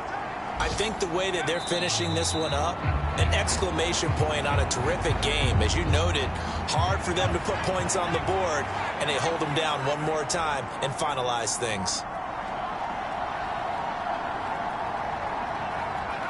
The Jets, with victory seemingly in hand, they take the knee.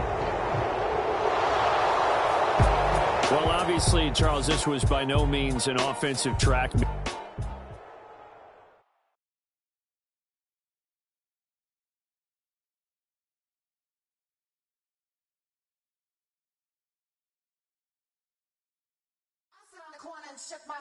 Now I'm gonna give y'all another hit. And I just put my drink down. Milan, darling, Milan. That, to the say, poodle, y'all think run this.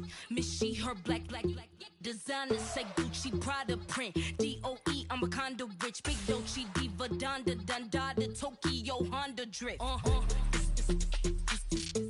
Poppin' Dolce season, new persona, new pushback, but I'm still gon' get that.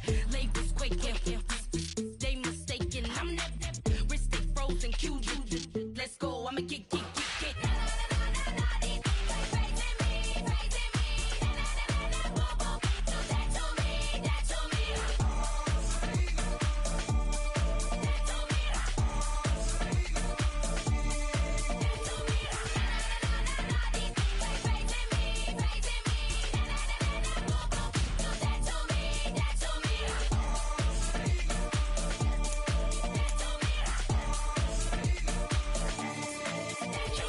Unfazed, unbothered, with a boo, why bother? I'm that, you ain't no. I'ma get money type of, if you ain't getting money, don't type me. Crocodile Birkin might bite him, can't hang with her if I don't like it.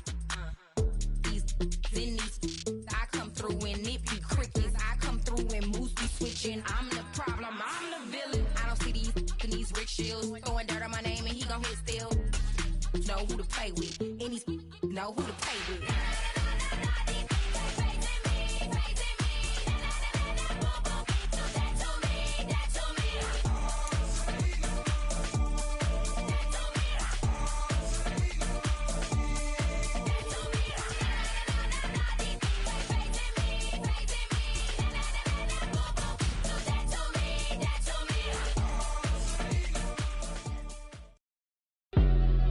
Today, from Lincoln Financial Field in Philadelphia, it's Week 18 of the NFL on EA Sports.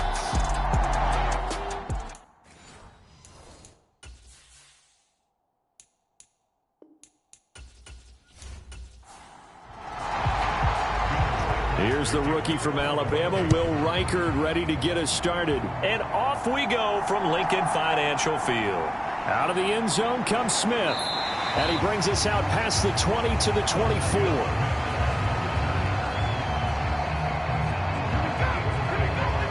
So now here comes the Eagles offense as they get ready to take over. They'll be led out by the former Colorado Buffalo, their rookie quarterback. If you ask coaches at any level to design their ideal leader of a team, I think they're going to check every box with this guy. He's got the poise to handle responsibility. He stays calm under any kind of pressure, and he brings out the best of his teammates each and every week. They run with a dangerous Saquon Barkley. And he can only manage to get a couple. 2nd and 8 coming up.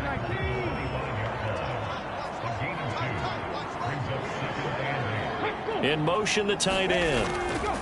Second down, here's Barkley again. And not much to speak of. Call it a 1-yard gain up to the 26. An early tough test on the opening drive. This is 3rd and 8. Work in the middle of the field, and he's got a man complete. And he is going to have an Eagles first down as they're able to get the 3rd down conversion. Well, we always hear about the connections some quarterbacks have with certain receivers. I think this guy has a connection with just about everyone. Didn't mind throwing it in there against double coverage to him. Shows some confidence, supreme confidence. Big-time confidence that he would make the play for him, and he did.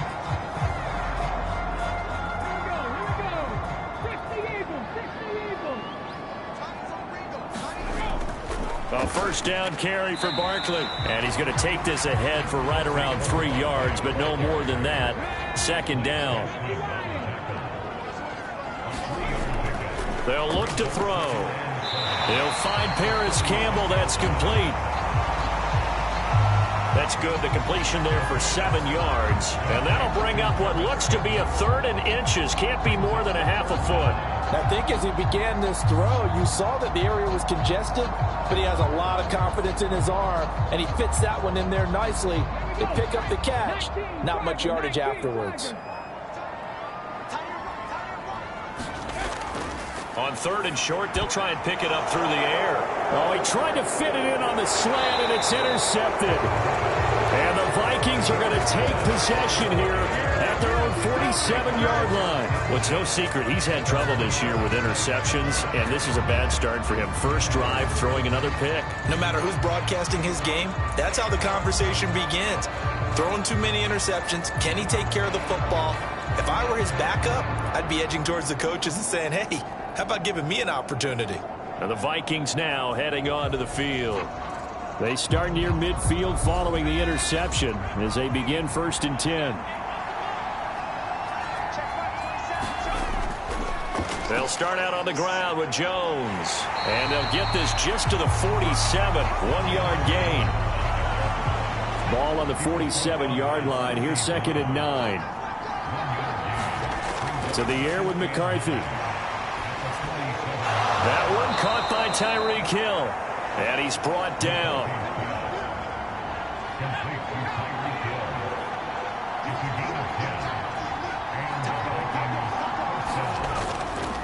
Now a first down carry by Jones. And he works his way forward to pick up 4 yards there. 2nd down. Clock running under a minute to go in a scoreless first quarter. Working out of the gun is McCarthy. And this one incomplete. Too much contact to hold on to that one, and it's 3rd down.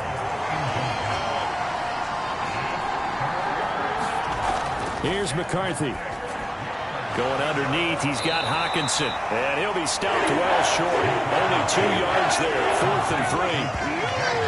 I thought they might take a shot down the field, but instead they ran a little drag route there. I think they were hoping he could catch it and run away from the defender. But a really good job keeping the play in front of them, and they force a 4th down.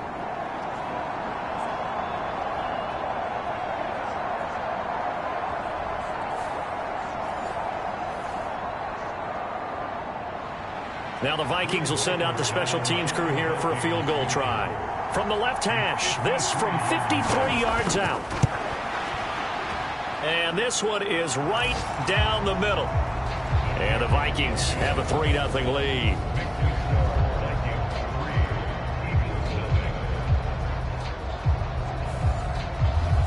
Well, it's not the touchdown that they wanted, CD, but still, they got to be pretty happy here. You steal the ball away from them on their opening possession, and you turn that into the early 3-0 lead. Yeah, you painted the picture perfectly there. All the things that have gone on, and the important thing, other than the lead, of course, is as you described, both sides of the ball now have some momentum. Already at the line, this Philly offense set to go.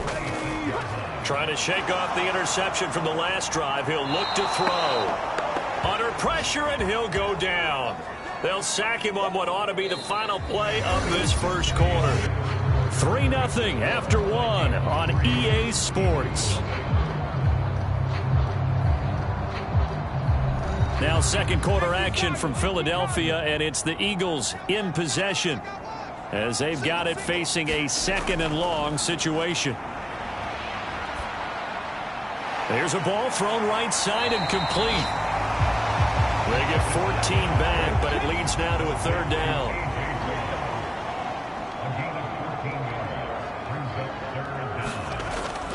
They'll drop to throw. And they will touch him down, but not before he gets the first. His first catch, and it's a pretty big one. They get the conversion on 3rd down. We often hear the phrase sure-handed tight ends, and he certainly fits into that category. Plus, he's got a quarterback who knows to look his way when they need a big pickup.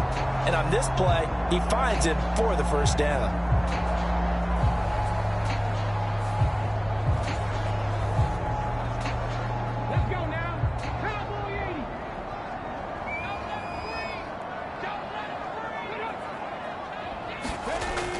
On 1st down, he'll drop to throw. This one goes out wide for Barkley.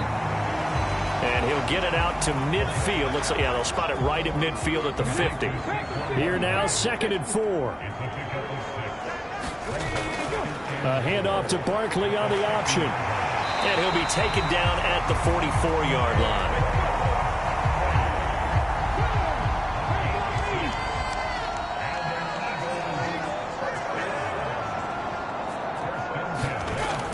They keep it with Barkley on 1st down. And he's going to get a solid gain of 9 before being brought down. 2nd and right at a yard. Here's a play fake as they set up to throw. And this is caught. It's Brown. And they move this all the way down to the 9. That'll be marked as a 27-yard pickup. 2nd quarter, 2 minutes remain. 3-0 our score.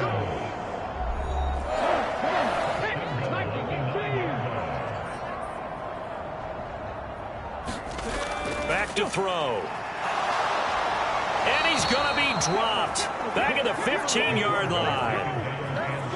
And the sack leads to roughly a loss of 6, and it brings up 2nd and goal.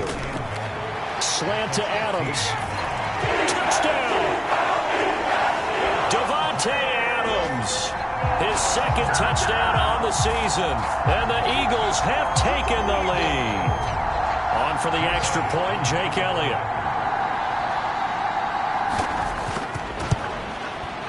And this is up and good to make it 7-3.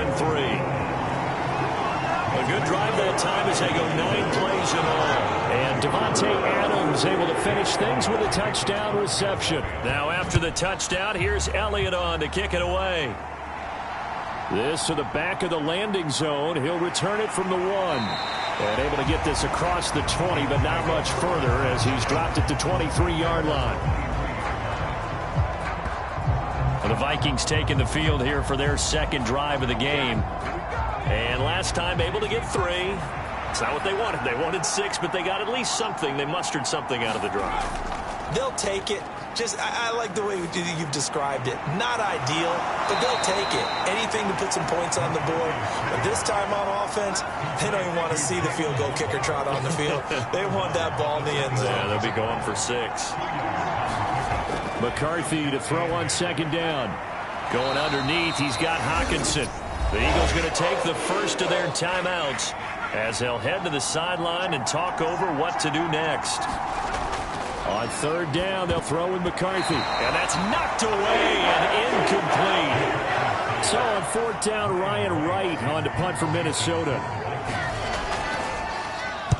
And he'll get this away into the icy winter air.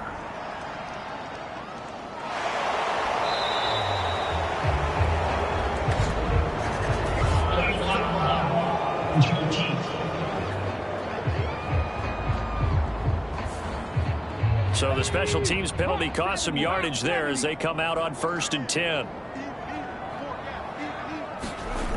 Now back to throw. And that one incomplete, but now a penalty flag coming in late. That might be PI.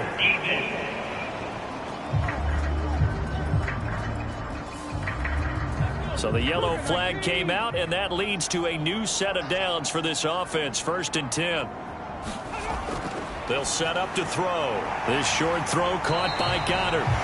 Now the Eagles will use the second of their timeouts as they'll stop it with just over a minute to go before halftime. Ball placed at the 45 for 2nd and 5.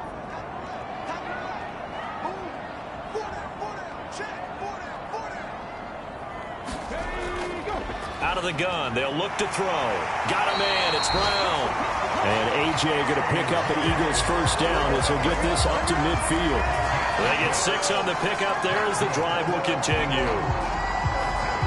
And defensively, they were in zone coverage there. Do you have to be a little careful? You're losing, playing against a good quarterback like he is, to not play too much zone? Yeah, you have to be careful about how much time you're giving up. I think it's a good point you just brought up. So maybe if you still want to play zone, you go to a zone blitz scheme. And you can drop anyone out of your defensive front. Defensive end, defensive tackle. It doesn't matter. You just exchange someone to bring more pressure towards the quarterback and still try and cover downfield. Zone coverage there, and they were playing deep. That makes it obviously a little bit harder to run by guys. And that time, there's not much of a window to get the ball in there, and it winds up incomplete. Now a deep ball there on 2nd down, but it'll wind up incomplete. Now they face a 3rd and 10 after back-to-back incompletions. Again, he'll drop to throw. Nowhere to go here. He lost the football. And this ball recovered by the offense. But remember, they cannot advance it here in the final 2 minutes of the half. So this will be blown dead, and it'll come back to the spot of the fumble. When that ball popped free, we could hear it all the way up here. Those guys down on the field alerting everyone of the fumble. He's lucky that his offensive mates picked him up and jumped on it. Yeah, and you have to think to yourself, and I'm sure they've been echoing it on the sideline and into the huddle. Guys, we have the lead. Just take care of the football. Don't make it easier for them to start to make a comeback. Now the Vikings offense set to go to work to begin this 3rd quarter. Now they're still very much in this game, although they do trail. What's the game plan, Charles, for the 2nd half? It might be a little counterintuitive because most people will think losing equals passing the ball more, but I'd establish the running game. They kind of went away from it in the first half. I think if they get back in balance, it'll help them when they put the ball back in the air. So they'll get 8 out of that completion, and it'll be 2nd and a couple.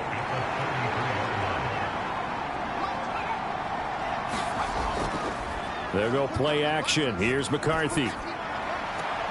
Open man downfield is Hill. And he's going to be touched down, but he's got the first down. 2nd and short, that's a rundown, so it's definitely a good time to go play action if you're feeling it. And they do so and pick up a first down.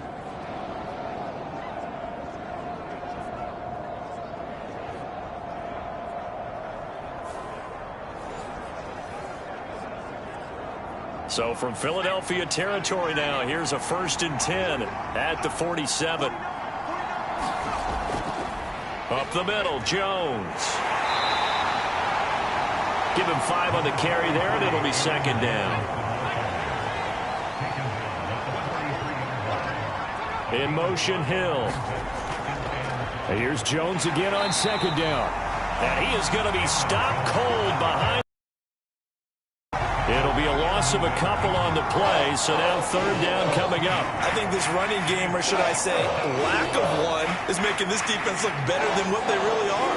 And the line to gain here is the 37 on 3rd down. Looking to throw McCarthy. This one swung out here to Jones. And he gets this only to the 44-yard line. Not near enough to keep the drive alive. They'll get only a yard out of that, and it'll bring up 4th down. Caught that look from you there, partner. I think we're on the same page on that one. Just his first catch. I think we both thought he'd be a little more active in the passing game. Let's see if that's the start of them trying to get the ball to him a little bit more here in the 2nd half. And here's Ryan Wright now, as he should be able to pin him back deep here with his first punt. And just a single punt for him in the loss last week as he sends this one away. So here are the Eagles now as they get set for their first possession of the 2nd half.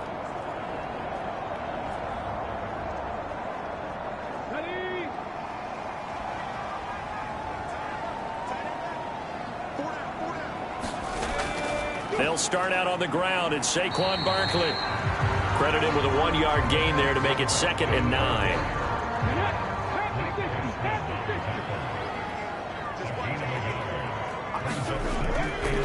On play action, they'll throw. They're unable to connect, but a late flag comes in. And the contact may have come too early. Trying to defend the out route there, got the PI call. And you know what's difficult about that one is sometimes you want to make the undercut move and go for the football, and other times just want to hang on the upfield shoulder and make the tackle. I think he got caught in between and created a foul. Ball on the 30 now. Here's a 2nd and 8. Looking to throw. And that falls to the ground, incomplete. A nice job of bodying him up defensively, and now it brings up 3rd down. Well, it's easy to see when we review this that the ball needs to come out quicker, because if you don't throw it right on the break, you bring a crowd of people into the equation. And that's why it got knocked away there. The Vikings after him, and they get there for the sack. Bradley Chubb picks up his 2nd sack of the afternoon. Well, partner, we know they came out of the locker room down on the scoreboard, but I will guarantee you the defensive side of the ball gets super emotional. They can come out and play with aggressiveness, with fury, because they don't have to be quite as precise, and it paid off for them on that play, didn't it? Sure did. Excellent play, really setting the tone for this 3rd quarter. Fair catch taken just inside the 40-yard line. It'll be a 39-yard punt, no return, and the Vikings will take over here 1st and 10. Now the Minnesota offense set to take over again. The crowd may be losing just a little bit of the edge after back-to-back punts. They want some big plays. They want to see some offense. They want to see somebody break away, whether it's through the air or on the ground. Now it'll be interesting to see where the patience is on both sides. Each head coach, can you hang in there and not try and force something that could put your team in some jeopardy? From the 41, here's a 2nd and 7. Now McCarthy. And on the left sideline, he caught it, but out of bounds, according to the head linesman. Incomplete, so the ball a little late getting there, and it's 3rd down. Throwing is McCarthy. Going underneath, he's got Hawkinson. And he'll go down, and that will do it for the 3rd quarter of action.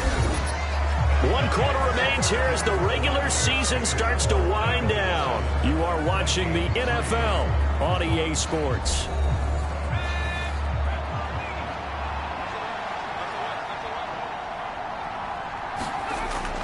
On play action, McCarthy. This will be caught. It's Waddle. And he's got this down to the 35. 17 yards, 1st down, Vikings.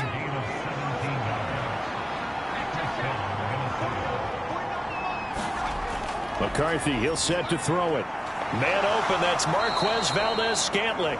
This will be a gain of about 8 to the 27-yard line. Ball on the 27. Here's 2nd and a couple. To the air again, McCarthy. And that'll be incomplete. Took a pretty good shot as he tried to pull that one in. Couldn't hang on, 3rd down. McCarthy operating from the gun. He's got his target. That's complete. And he has another 1st down as they'll get the ball down to the Eagles' 15-yard line.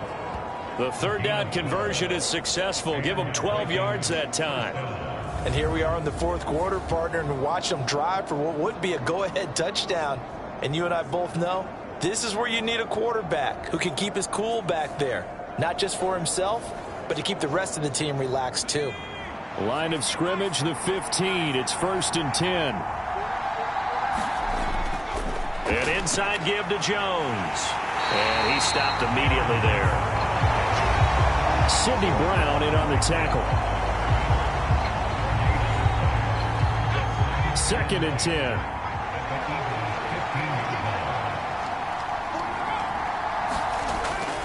Looking to throw. McCarthy. And he'll be hit as he releases it, and that'll fall incomplete.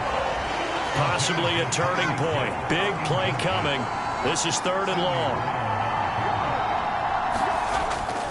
Operating from the gun. McCarthy, right side, it's the tight end, Hockenson. And he'll only get this to the 14 as he'll come up well short of the first down. Just a gain of a couple there. And that'll bring up 4th down. Excellent job there defensively. Gave up the underneath to the tight end on 3rd down, and they made sure that they did their job. Got him on the ground and prevented him picking up a first down.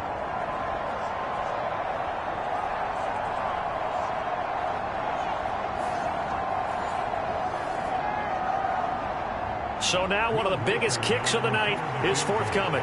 From the right hash, this a 31-yard attempt. And his kick here is good. And they'll get it back within a point at 7-6. So with that field goal, this one's now back within a field goal. Maybe not the ultimate result they wanted, but gets them that much closer. This game is unfolding like a really good book, isn't it? Because I feel like there's a few more plot twists yet to be revealed before this one is over. The Eagles offense back out onto the field. Defense got the better of them last series, forcing a punt. See if they make a few changes in the game plan here and try to get points out of this drive. 1st and 10. They'll come out throwing here to start the drive. And that's going to be incomplete. Now a 2nd and 10. They'll try and run some clock here with Barkley. And he's going to have to protect the football and take his lumps here at this stage of the game as they stop him behind the line. 4th quarter, 2 minutes on the clock in a tight 1-point game. So it's Eagle football here as we get you reset. Now this is a big 3rd down, and you'd have to think we'd see a timeout right away if they can't stop him here. They'll set up a throw. Gets this to Campbell out on the right side. So fresh out of the 2-minute warning, and here's another timeout taken with 1:55 remaining. The Eagles send out their punter now as he'll punt it away for the 2nd time.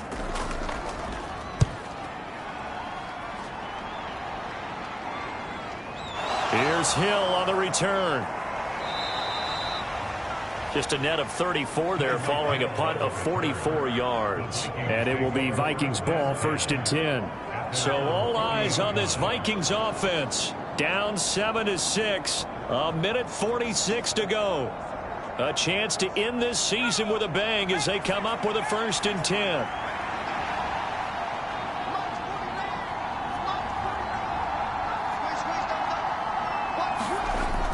He'll look to throw.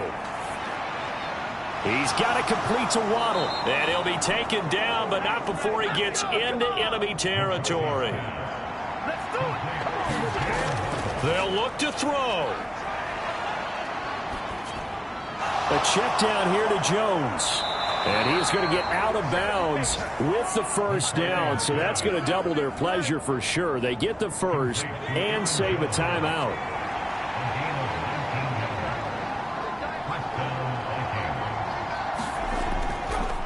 Now a fake on the jet sweep and a give to Jones. The Eagles going to take the first of their timeouts as they'll talk things over prior to this upcoming 2nd down play. They'll go again to Jones. And he'll go down at the 26 following a gain of 6. Now the Eagles will use the 2nd of their timeouts as they'll head to the sideline and talk over what to do next. And a pretty nice tackle there, ranging up from his free safety spot as he'll stop him about a yard short. The Eagles will take their 3rd and final timeout. And as the two teams talk it over on their respective sidelines, we take a break. And his kick is indeed good. And with a little over a minute to play, they have taken the lead.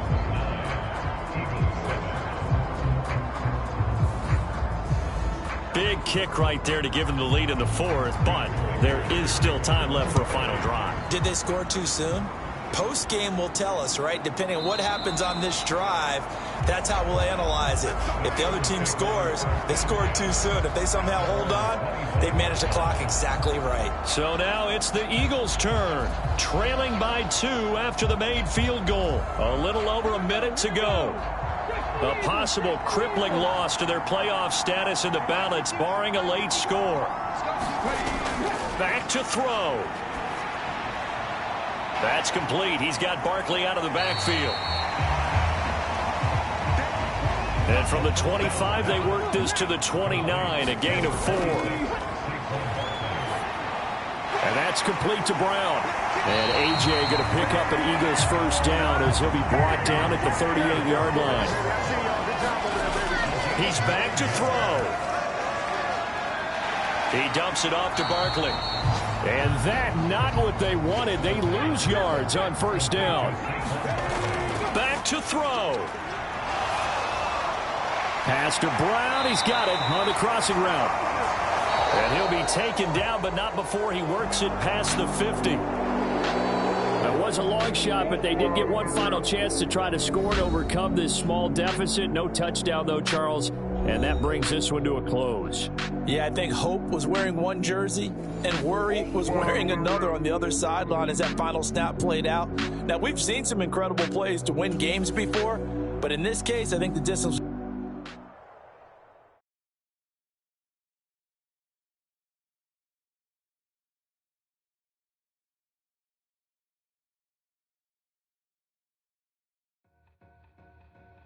Two in, two back ends, booked up, look up, I'm flying, yeah, I'm free now, see now, society's time me release now, crazy, I'm finna go see now, big style, big deals, vitamin water, that's a big one, 6 mil, coach came to me like I'm D1, like Will, got 17 hours to the flight out. Only got time for a night out. So tell me what you want from me. We ain't getting no younger. So tell me what you want from me. We ain't got too long, no. You know I gotta catch my flight. You know I gotta reach new heights again. You know you running up at night. You know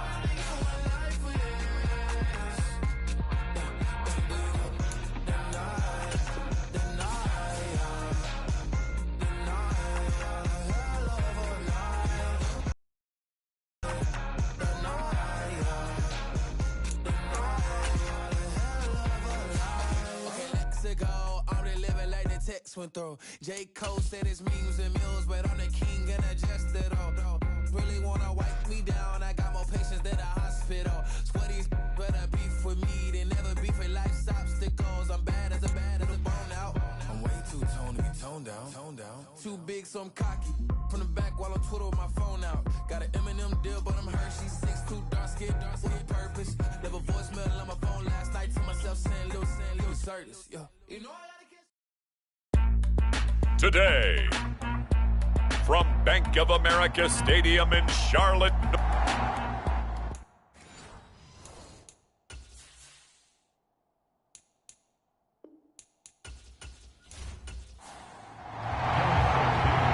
Here's the kicker, Harrison Beavis, out to get us started. And off we go from uptown Charlotte. And a good return as he'll be stopped just shy of the 30-yard line. So out come the Bucs now for their first drive.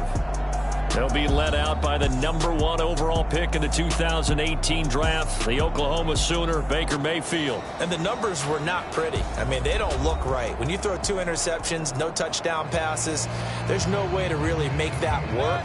But I thought there were a lot of positives in watching his game tape. I think he's close to putting out a good performance. Let's see if he can flip those numbers around in this game. And, of course, rally his team to a win. A short gain here, maybe a yard to the 29. These two teams, they met in Tampa earlier in the year with the Bucs prevailing in that one. So a win here in Charlotte would give them the season sweep. Now Mayfield. And that's complete. It's Chris Godwin. And they get him down, but not before he takes it across the 40-yard line.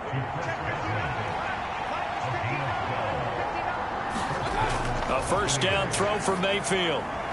Looking for Godwin again, and he's got him once more. And he'll be brought down, losing yardage back at the 40. He was unable to shake free there, and they'll cover him for a loss of a yard. You look at this Carolina defense, and they played well against the pass, currently ranked 7th in the NFL. And I think with as good as their coverage is, and they're also excellent tacklers, they try to keep things in front of them and either make the tackle or you have to run out of bounds because there's nowhere to go. They'll let them dink and dunk all day long. Meanwhile, Mayfield's throw complete to Otten. Calling a gain of 3 on the play. And 3rd and 8 now. Mayfield looks to throw. And that nearly intercepted. Boy, for a guy known for his hands defensively, that's a ball he probably thinks he should have come up with. But instead, it's 4th down.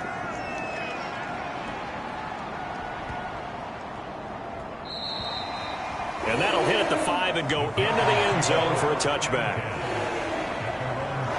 So here are the Panthers now for their opening drive. And they'll be led out by their 3rd-year quarterback. And there was a positive in last week's loss. No interceptions thrown by him. But he only threw 1 touchdown pass, and you know he wants that to improve. He might even consider that as part of the reason that they couldn't take the win last time out. I believe we'll see a more aggressive version of him this week whenever they're nearing the end zone. That's caught by his tight end, Dawson Knox. So the completion good for 6 yards, and that will bring up 2nd down. They gave up the completion there, but this is what zone defenses count on. Catching the ball and not much run after the catch. From the 26, they'll line up on 2nd and 4. They go play action. Young. This ball tipped, and it's going to be incomplete. Fortunate maybe to get that back. It's 3rd down. Here's Young from the shotgun. That is caught. And he'll be taken down, but he does have first down yardage. It goes as a gain of 9, and it moves the chains. The Panthers coming in looking for win number 7 on the year. Well, they were losers last time out, trying to turn things around here in this one. And it always helps to have a home crowd behind you, giving you encouragement as long as you give them something good to cheer about. So you know they just want to come out and play well for their faithful, and I expect them to do just that. The play fake, now Young. And it's complete right back in the hands of Smith. And he'll have it past midfield almost to the 40 before being taken down. Back-to-back receptions for him, and it's another first down. Well, from their point of view, this game could not be starting out much better, could it? Force a punt on defense, and now they're moving it crisply on offense. Crisply, I like that. Yeah, moving it very, very well. Looks like the defense on their heels a little bit. You put a score in here, long way to go, but you're right, that's a heck of a start. Yeah, and I think this is where the play caller is looking at his play sheet and saying, do I have that dagger play? Do I have that play and just finish them off right now? Because I think they'd love to gain that big advantage early. Play number 7 now coming up on the drive. 3rd and 5. Off the play fake, Young. Pass to the sideline and pulled in. And they'll have it in the red zone before he crosses over out of bounds. We're scoreless after 1. Second quarter now from Charlotte, and it's the Panthers with the football as they've got it with a 1st and 10.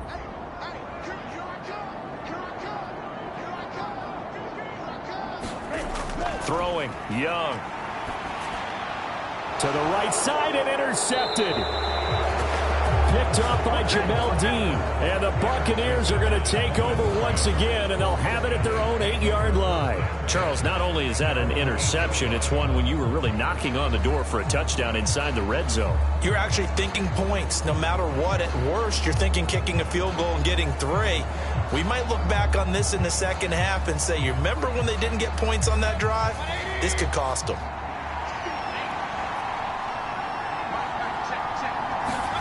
Following the interception, Mayfield. That is caught. It's Chris Godwin. And he's taken down, but not before he gets this across the 25-yard line. The drive starting play, a good one. Give him 19. Yeah, that's a nice pickup there, especially when it comes on the heels of a 3-and-out the first time you have the ball. They were determined to not have that happen again, and that's a nice throw for their first down of the game.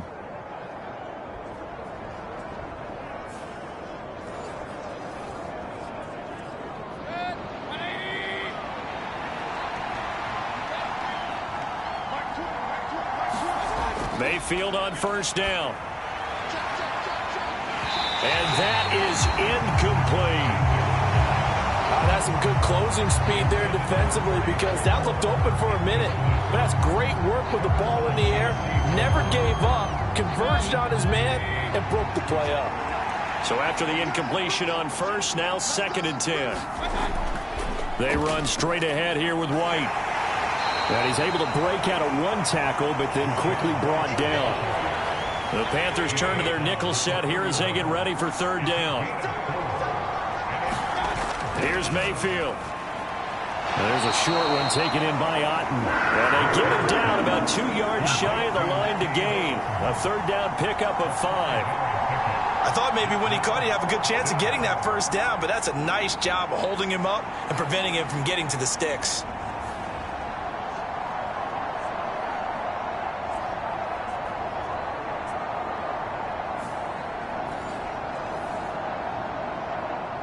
Fourth down, so Jake Camarda is out there.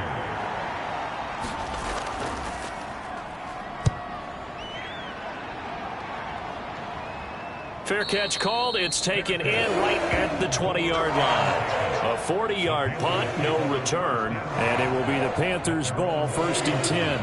The Panthers coming back out onto the field for their 2nd drive. In a close game like this, Charles, those interceptions like they had on the last drive could be costly, but here they've got another opportunity to seize control of this game. And they'd better take advantage of it because otherwise, if they end up losing by 1 score, they'll relive this over and over and over until they have another opportunity to wipe it away. That play going for 16 yards to start the drive, 1st down. What an intelligent play as he found open grass and uncovered quickly. A nice clutch play to move the chains. The defense, they got to do a much better job of accounting for these shorter routes.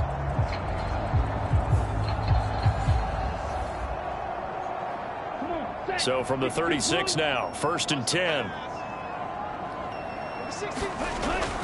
It's Young off play action. This is Smith with a grab. And he'll be taken down, but not before he gets into enemy territory. Not only have they completed a couple on this drive, but they peeled off some pretty good chunks of yardage, too. Absolutely. Great start. 2 nice plays in the pass game. Now can they continue to feed off that?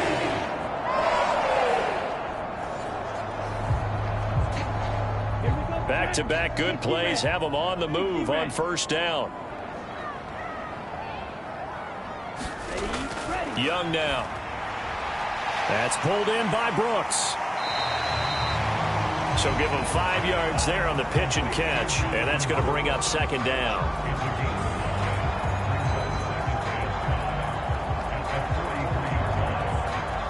Second quarter, 2 minutes to go. Tie ball game. 2nd and 5.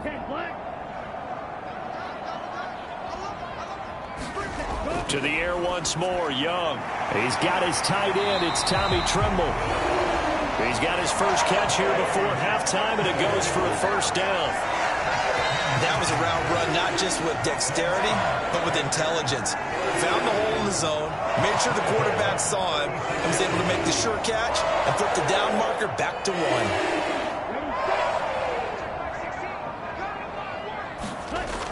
1st and 10, Young. This ball taken in here by Brooks. And they're able to get this one past the 30 down to the 25. 1st and 10, Young. And he's going to be taken down back around the 35-yard line. Christian Barmore getting in there to drop him. But they've been fighting and scratching and clawing for that first sack in the game, and it turns out to be a big one. Not just a short one right there behind the line. First one they get, 10-plus yards, and a guy who has the legs to escape most of these.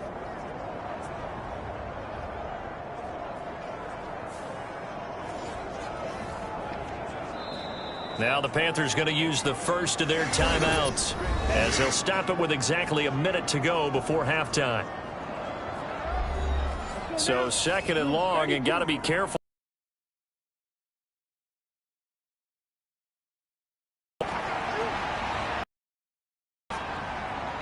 Now throw right side here going to be incomplete. A long way to go here on 3rd down for the 8th play of the drive. Young will set to throw. Oh, it's intercepted. A drive killer there. Picked by Antoine Winfield Jr. And the Bucs are going to get the football here at their own 40-yard line. If you're a lover of offense, this has not been the half for you thus far. Luckily for me, though, I'm sitting next to a lover of defense, and we have had plenty of that, including that interception. Yeah, and I mean, that still makes it a great game, doesn't it? Everybody talks about if the ball's not in the end zone and points going up on the board, it's not as much fun. I love these defensive battles. Something's got to give with these turnovers. Who can convert them into points? The Buccaneers in good field position here to start out. 1st and 10 at the 40. Mayfield to throw it. Gets the check down throw to White.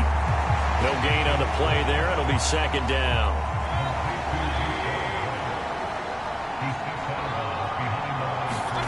To throw, Mayfield. And this throw incomplete. And the defender all over him that time, and it's going to lead to 3rd down.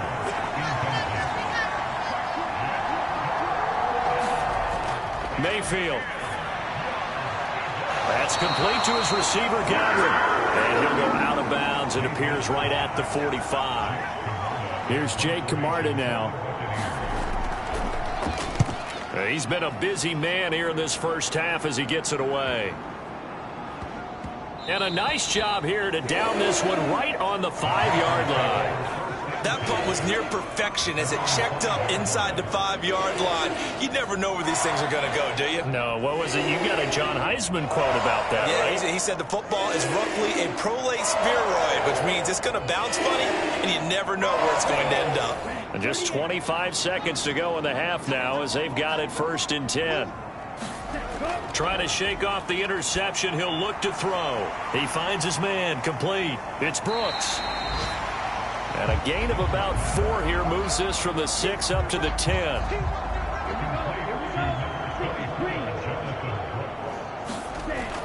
And this time they'll just keep this on the ground. And he will perhaps get back to the line of scrimmage, but that's it. And time has run out on this first half. So plenty of action on the field, but no action right now on the scoreboard, at least as of yet. 0-0 is our score. As we'll send you down the coast now to Orlando, that's where we find Jonathan Coachman, ready with our EA Sports Halftime Report. Coach. Okay, Brandon, thanks very much. More from you and Charles in a bit. But first, time for a look around the NFL to see what's going on here in the late window.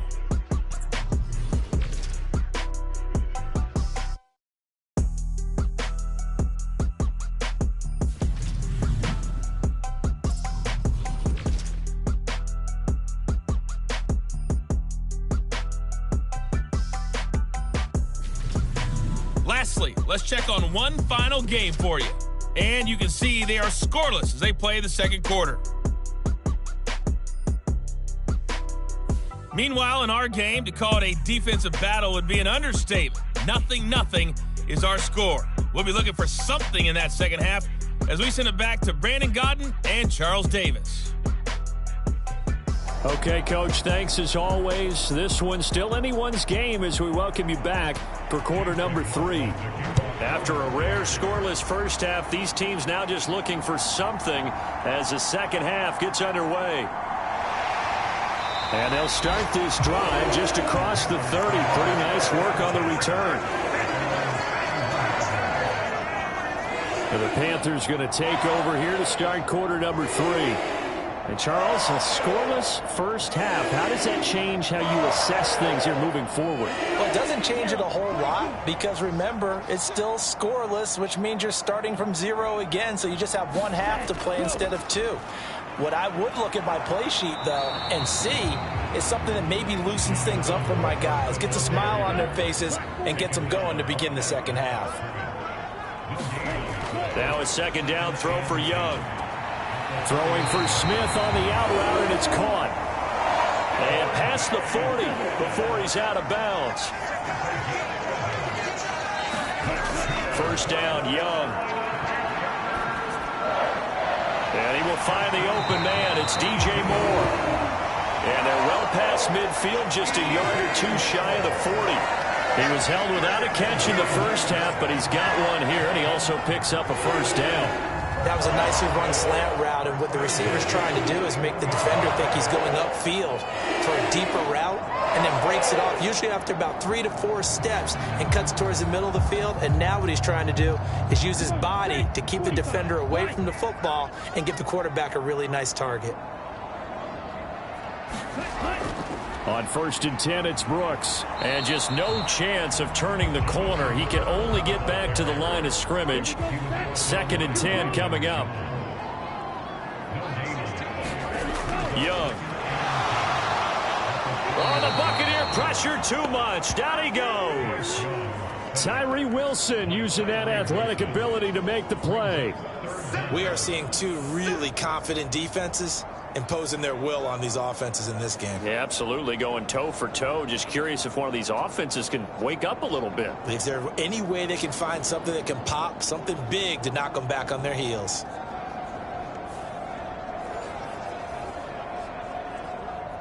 And let's see, the Bucs with 6 DB, so a dime set here on 3rd down. Now Young. That ball nearly intercepted, but he could not hang on. Oh, pick there certainly would have been nice. Instead, at least, it'll be 4th down.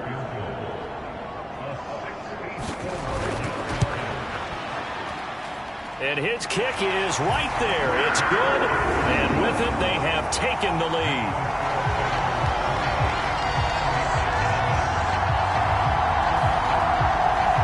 For almost 8 years, 64 stood as the NFL record for the longest field goal. That has since been eclipsed. It's now 66, but still 64-yarder. Pretty impressive, CD. Absolutely agree with that, because if you drill a 60-yarder in an NFL game, you've got a lot to be proud of, record or no record.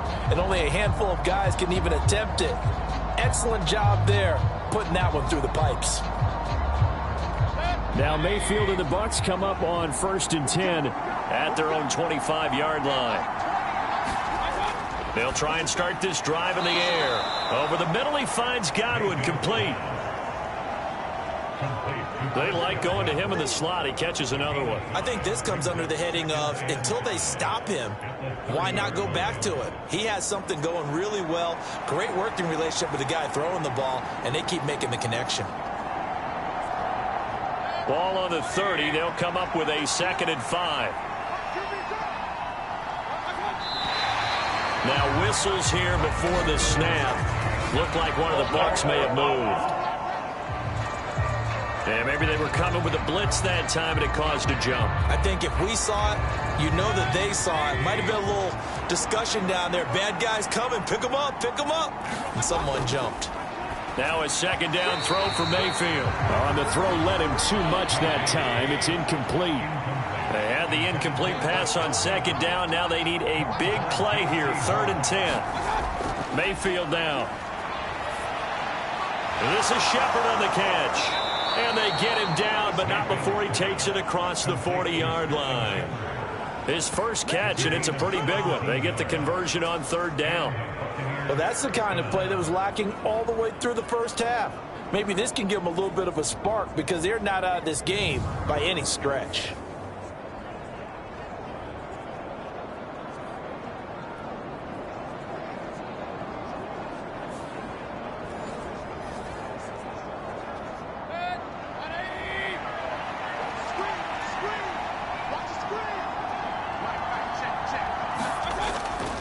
Play fake.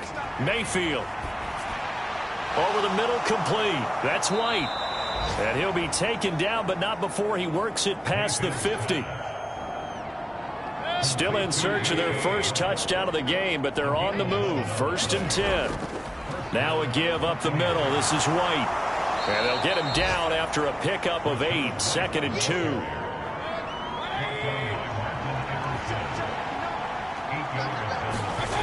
Throwing, Mayfield. It's a short one here, complete to the tight end. And they will only muster a yard here to the 38. And as they come to the line, they will not be able to get off another play as time has run out on this 3rd quarter. We'll return with more after this break. You're watching the NFL on EA Sports. On 3rd and 1, here's Mayfield. He's got his target. That's complete. And he'll go out of bounds inside the 15-yard line. So much for the run on 3rd and 1. Instead, it's a big chunk in the pass game. 1st down. Even though this offense doesn't have a single point to its name, they're not totally out of this game yet. A touchdown here, they could be in business. And how about that last play? Now they've got momentum going. So, you know, I'm a big advocate. Get back on the line of scrimmage. Throw another play at them while you've got them rocked on their heels. Here's a 1st and 10 at the 14-yard line. Now back to the ground game with White. And he'll get about 3 just outside the 10, stopped at the 11.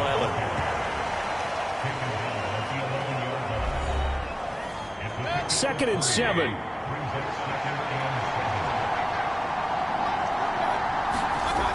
Working out of the gun, Mayfield. Now the pressure gets there, and he goes down just inside the 20 at the 19. They push him back 8 yards that time on 2nd down. And just when the offense seemed to be figuring things out, they have a little bit of a setback there. Finally getting a drive going. They can't let that stop them, especially since they've been shut out this far in.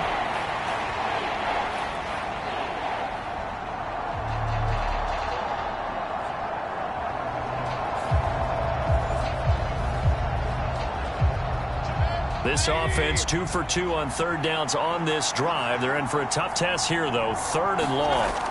Now Mayfield. And he's got his man on the out route. And he'll go out of bounds in the red zone just inside the 20. So the completion good for just 3. And that's going to make it 4th down.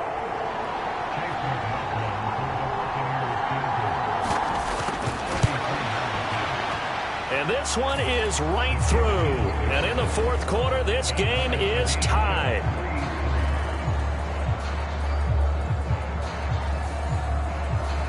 This hasn't exactly been a battle of one touchdown after the other. Quite the opposite. But at 3-3 now here in the 4th, it's been an entertaining game considering just 2 field goals. Yeah, is it really a football game now, or are we watching baseball? This feels like a pitcher's duel, doesn't it? Nice and tense on the edge of your seat. Have you been scoring this one? A lot of strikeouts and ground balls in this one. The Panthers about ready to take over. And we essentially have a brand new ball game. After that last field goal has tied us all up, we brace for what should be an exciting rest of this 4th quarter. They'll start on the ground with Brooks. And he edges forward, but only gets a pair of yards out of it. And it's 2nd down.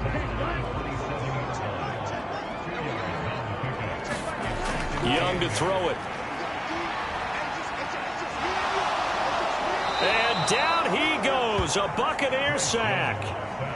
They push him back 8 yards that time on 2nd down. An assortment of sacks in this game. This one the product of a good jump and terrific effort. Moves quickly off the snap of the ball. Doesn't let up until he's in the backfield and impacting the quarterback.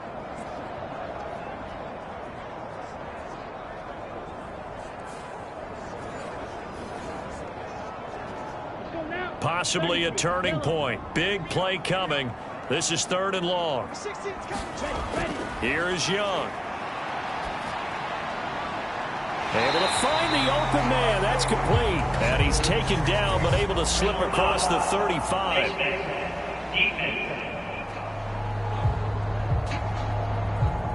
So it was already a gain on the completion, but tack on some more with that penalty. Absolutely. No matter what angle you're making the tackle from, you can't grab the face mask, and that's just putting your defense on its heels just a little bit more. So a big penalty there on the face mask leads to 1st and 10.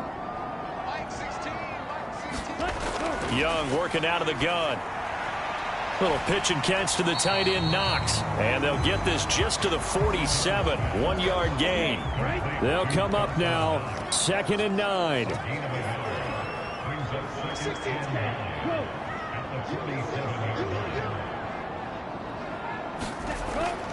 Young going to give to Brooks. And he will get enough for a 1st down, and that will lead us to the 2-minute warning. So it's Panther football as we welcome you back. Plenty of time. All 3 timeouts still remain. Here's 1st and 10 now. Once again, it's Brooks. And this will leave him a yard short. Nice pickup of 9 yards on 1st down.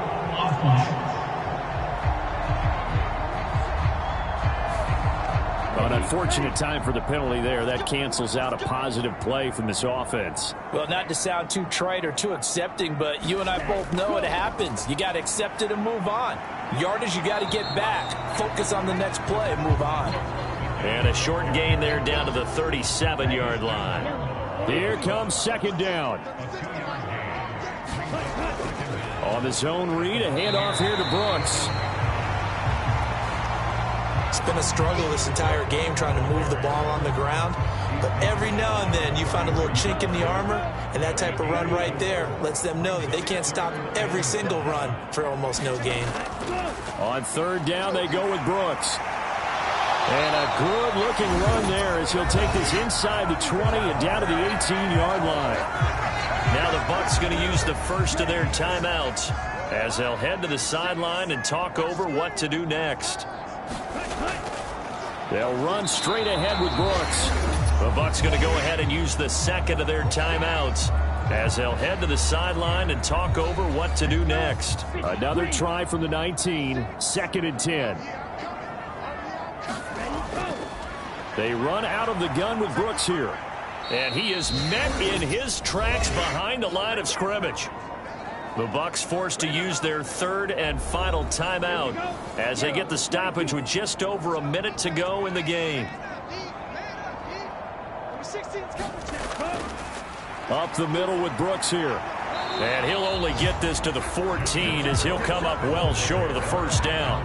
And that looked like some pretty easy yardage there right up the gut. And he's a guy that has some height to him. So when you don't have to drop a shoulder or create or get through contact or trash, makes it a lot easier to stay upright, see the field, and make a run as we just saw there.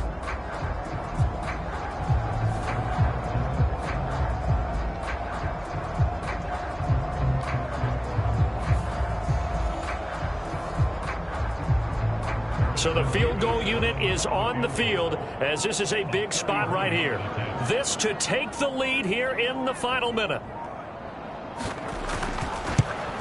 And his kick is good. And the sideline celebrates as they have taken the lead in the final minute. The home crowd here absolutely loves it, as they should, getting the field goal in the closing moments and likely going to get out of here with a W. A W, celebrations all around. How about how everyone's going to leave this stadium, right? And you know something? He probably makes more money than most of the 60,000 people here, but they're all willing to buy him dinner tonight, aren't they? Oh, they don't care. He's a man of the people right now. Mayfield. Oh, he stays up. Now Mayfield lost the football, and it's picked up by the Panthers. And they are going to take possession of the football inside the 15 at the 14-yard line. Well, that simply is a missed opportunity. They're in position. If they take the ball downfield and score, they got a chance to win the game. Instead, they cough it up. I don't don't think next week at practice is going to be a whole lot of fun for him. On the other side, no bigger time to force a turnover when you've got that small lead. Yeah, and when you look at it from the offense's perspective, taking care of the ball, so important. I know they're going to have all kind of ball security drills in practice all next week.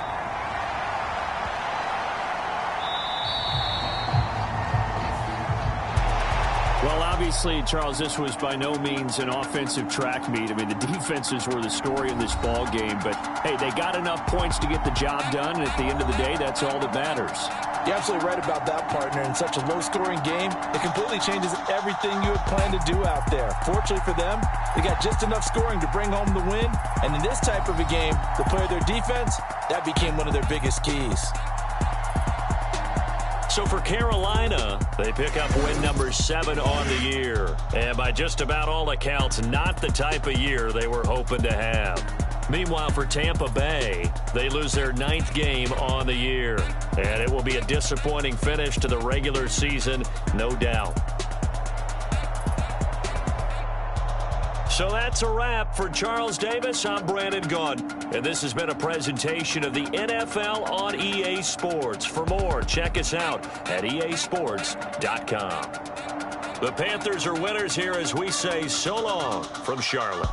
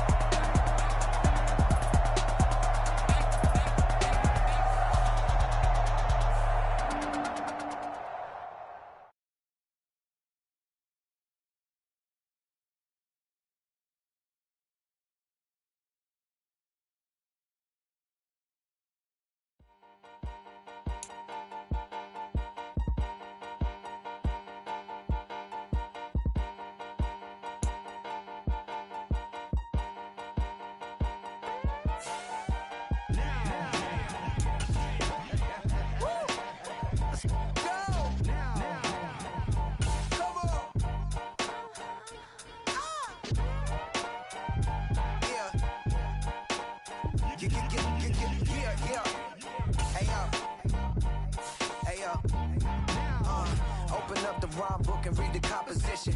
I can truly get another atmosphere. I'm on another mission. Yeah, you know that boy Logic.